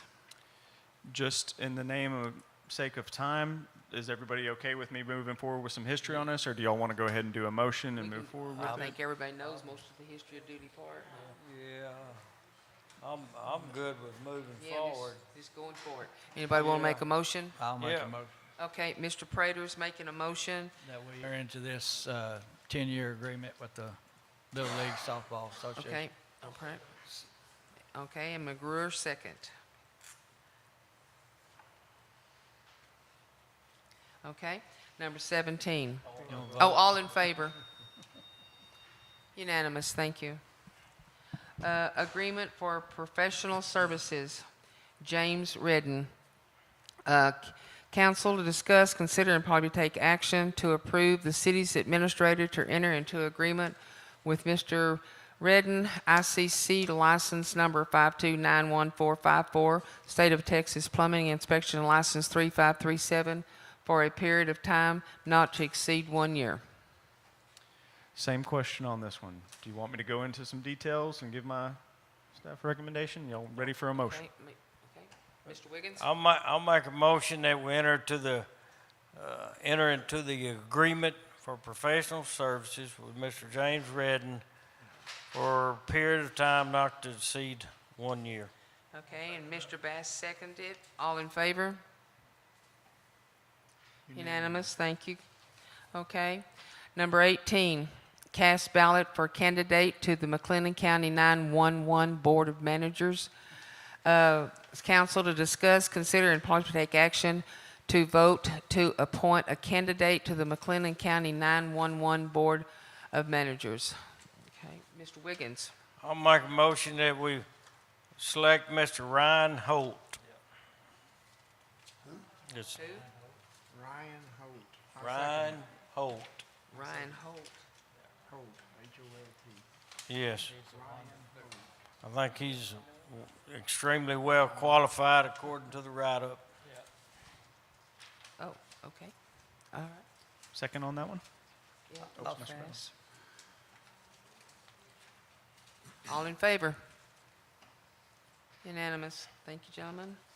19, TxDOT Transportation Alternatives Grant Support Resolution. Council to discuss, consider, and probably take action on Resolution 5-25-2023-1 for the purpose of expressing support for the submission of a grant application for funding from TxDOT for the Transportation Alternatives Set Aside TA Call for Projects. Same question on this one. Would you like a little bit of my background, or? Well, I think I have one question that might Sure. sum might. it up for these others. Okay. Will this cost the city anything, and if so, how much? Well, let me go ahead and make my spill then. Short spiel. No. We got a question. Sure, yep, I'll get into all that. So, Transportation Alternatives Grant, and I'll just go ahead and mention it up front. Mr. Scott Murrah, the engineer on this project from 5M, he is available on phone if you want to give him a call and ask any questions. So this project would create a 6-foot wide sidewalk, approximately a mile and a quarter there in length. It would help kids traveling to school safely, would be the main primary use of it. The application is subject to approval by TxDOT. Federal money is earmarked solely for this purpose. So this money that's falling from the sky, I guess you could say in colloquial terms, is only earmarked for transportation alternative projects, sidewalks, bike lanes, that kind of stuff. City of Bruceville-Eddy, we are eligible for 100% reimbursement on all eligible costs. So there is a potential in this one, and the resolution addresses this, that the city could be on the hook for, say, the movement of a water meter that's in the way, or if there was a fence or something like that, or if we needed to secure an additional easement from a property owner, right? And I think I touched that there. So this sidewalk does have local support from BEISD, County Commissioner Jim Smith, and the Bruceville-Eddy Volunteer Fire Department. If you go to the next one there. So this is the proposed layout of what that sidewalk would look like. It would be feeding in from the 4th Street area, go across on Temple into Eagle Drive, and then we'd also like to get it down to the downtown area as well and feed that all along Eagle Drive, crossing over, tying in with the school district's existing sidewalks, improving those obviously, and then tying it in over here at City Hall and with the fire department. Next one there. What, would this be on the road right away? Or would It would be on the, see that kid walking right there? We took that this morning.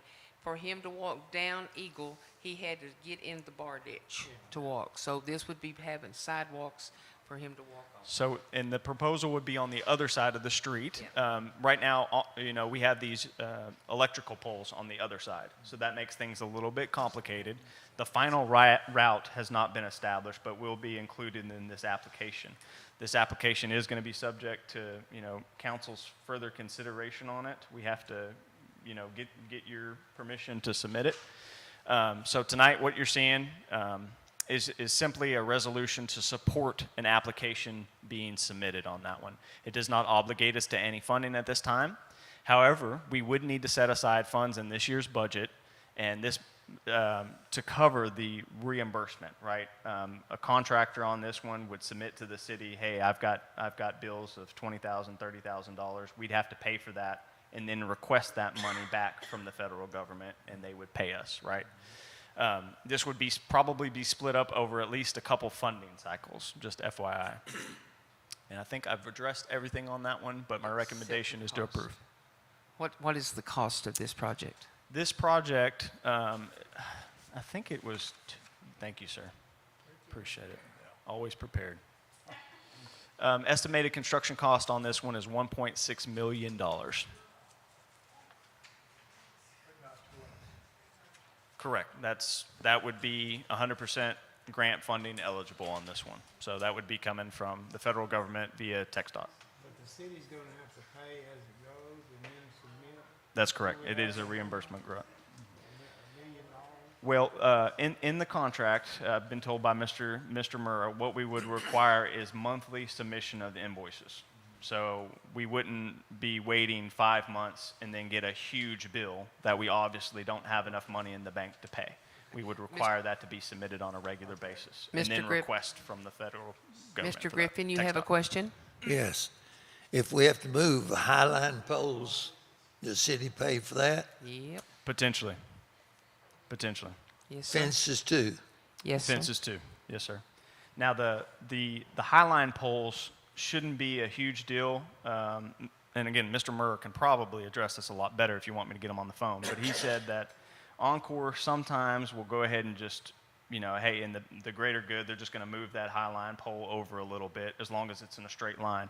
That could get a lot more complicated and would potentially cost the city money if it's around that curve where there's really no wiggle room to move the power line poles. Well, we know this before we know the total outcome on our next. Yes. Yes, sir. Again, this is just to submit an application to even see if we get approved for the funding. Mr. Griffin? We would have to have property owners' approval to move those fences and stuff. That's correct. Yes, and sir. Additional easements would need to be secured as a part of this. Like a sewer project. Okay. Any other questions? Yes, sir. Sir, do you mind coming up to the microphone just so YouTube can hear you too? For future growth, just thinking years down the road, what would be, as far as the easement, how far over are we talking about to maybe widen Eagle Drive for future development? If everybody's okay with it, you're right if I get Mr. Murrah on the phone? Go ahead, sir. See if he's available.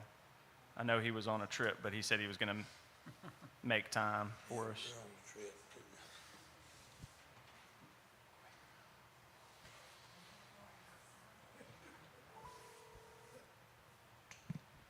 Hi, this is Scott. I'm unable to take a call at this time, but leave your name. We might have missed him. Might have missed him. But yeah, all of this will be handled before, we're just getting just to see if we can go ahead and apply for it. We've talked about different, to address your questions, I know he's talked about different variations of what that utility easement might look like in size of how much we'd be asking for. Right now, the sidewalk is being proposed as 6 foot, which kind of makes it a bike and pedestrian lane, but that can be scaled down a little bit to make it just a standard, sidewalk, and maybe we can get all that done in the right of way, is what I've been told. Okay. Any other questions? Okay. All right, does anybody want to say anything about it? Okay, Mr. Bass. I'll make a motion on it, I guess. It's just, Mr. Bass is going to make a motion. Oh, okay. This is just. Do you mind speaking into the microphone, sir? This is just to apply for it. Is really To apply all for is. it, yes, sir. I move that we approve the resolution 5-25-2023-1. This is for the purpose of supporting a grant application. That's all it is, just applying for an application. Application, yes, sir. I'll second. Okay, Mr. Prater, seconded. All in favor of applying? Okay. Unanimous. Thank you. Okay. Number 20, engineering and planning review cost pass-through ordinance. Council to discuss, consider, and possibly take action on ordinance 5-25-2023-1, adopting an ordinance to pass along the cost of conducting engineering and planning related services required with the proceeds of land development. Any comment from me on this one, or do y'all want to move forward? This, like if they're going to do a development or something and the city has to do something, then that cost is passed on to the developer, right? That's correct. Yes, sir. So when MRB Group was selected as our new general engineering services by council, MRB Group typically works off those hourly rates, right? And so we do have a master fee set up where we take an initial cost from the developer, say for a staff conference or a plat or something like that. But we don't have a way to compensate fully if those costs overrun what we charge as a fee. That's kind of a dynamic situation there. They do have not to exceed amounts on a lot of their services, but again, those are open to change. So the bigger plats projects, those are typically addressed through separate professional services agreements that they would bring before council on here. This ordinance will work with our other ordinances, be cumulative, and the master fee schedule, and it'll allow staff to collect an initial deposit on some of those bigger projects. So say we take in $1,000, we hold that, and then any of the invoices that come in from, say, an engineer or our city attorney, then we line itemize that out and either request additional funding at the end of the project, or we give them a reimbursement if it comes in under that deposit amount.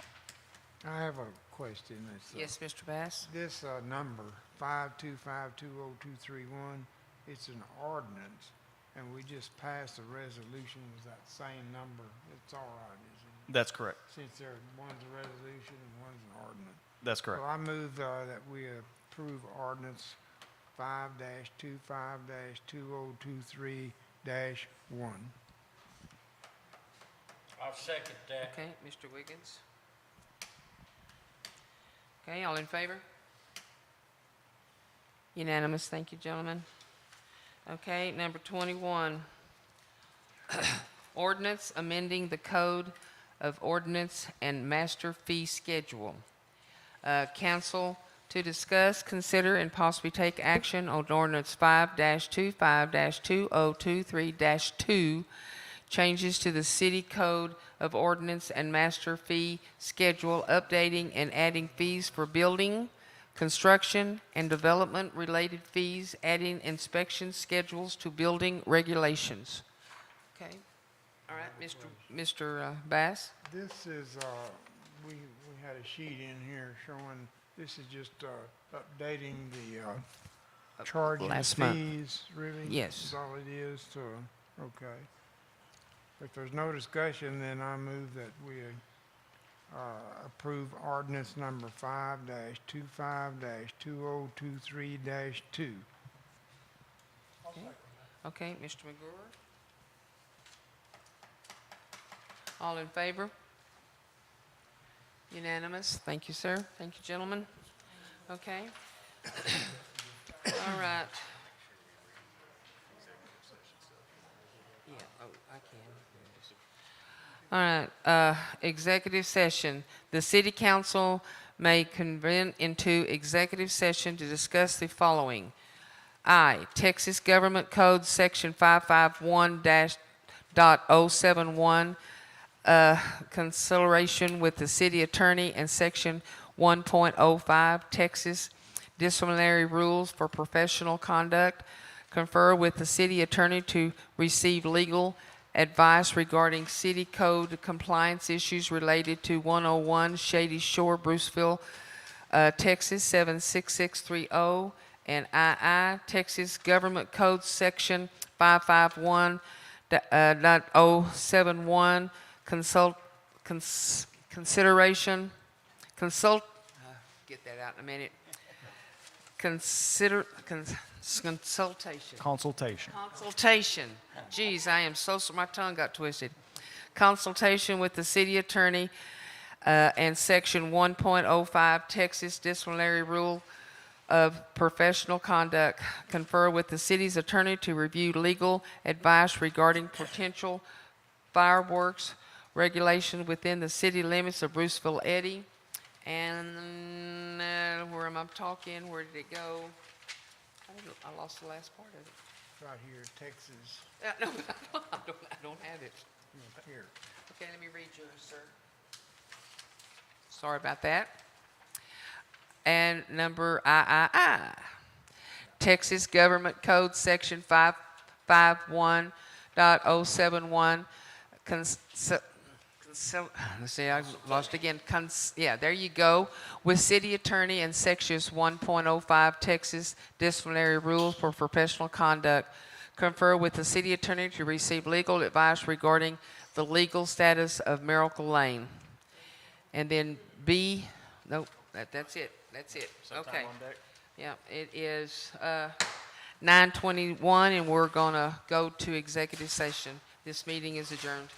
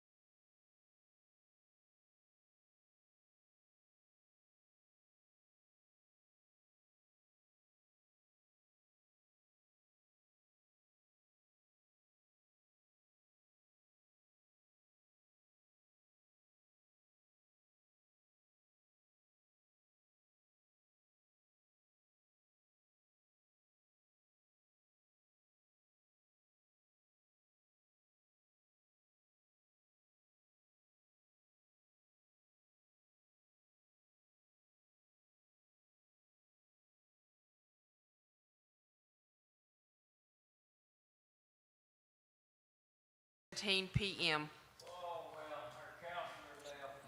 Yeah, he'll be here just a minute, and Mr. Griffin will be in here in just a second, but we are back. And so we'll take this one step at a time when our Mr. McGurr and Mr. Griffin gets back in here. We just love y'all so much. Dedication. I guess so, yeah. Tickles me. Speaks to the character. Yeah. Okay. I don't know that last sheet of paper. The last one? I think I laid it over here somewhere, and it may be in Mr. Bass's stuff. It might be in Mr. Bass's stuff.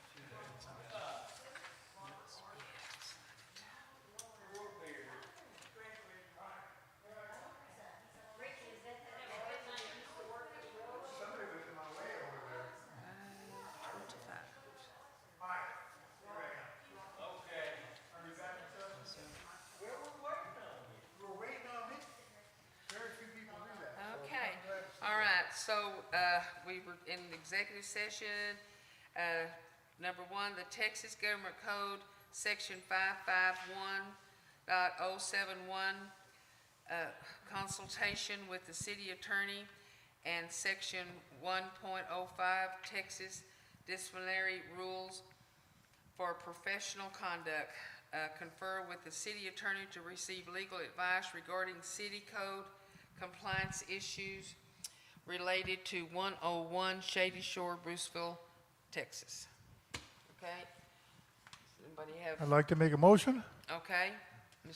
to approve the city administrator to initiate Chapter 54, actually, it'd be Texas Government Code, Chapter 54 action against the property owner of 101 Shady Shores. Okay. Do we have a second? Okay, Mr. Wiggins seconds it. All in favor? Unanimous. Thank you, gentlemen. All right. Texas Government Code, section 551.071, consultation with the city attorney, and sections 1.05, Texas disciplinary rules of professional conduct. Confer with the city attorney to receive legal advice regarding potential fireworks regulations within the city limits of Bruceville-Eddy. Okay? No. So no action? No action. So there'll be no action taken at this time on that one. Okay? And then I'll have to read somebody else's thing, doodaddy here. I lost my sheet of paper. Okay, Texas Government Code, section 551.071, consultation with the city attorney, and sections 1.05, Texas disciplinary rules of professional conduct. Confer with city attorney to receive legal advice regarding the legal status of Miracle Lane. Okay? Mr. McGurr, do you have something to say I'd like with to make that? a motion Yes, sir. to approve the city attorney to obtain a title search for Miracle Lane. Okay, Mr. Wiggins seconds it. All in favor? Unanimous. Okay, our next section. Somebody that want to make a motion? I move that we adjourn. I'll second that. All in favor? Mr. McGurr seconded. Okay, all in favor? All right, it is 10:21 and this council meeting is closed. Go home.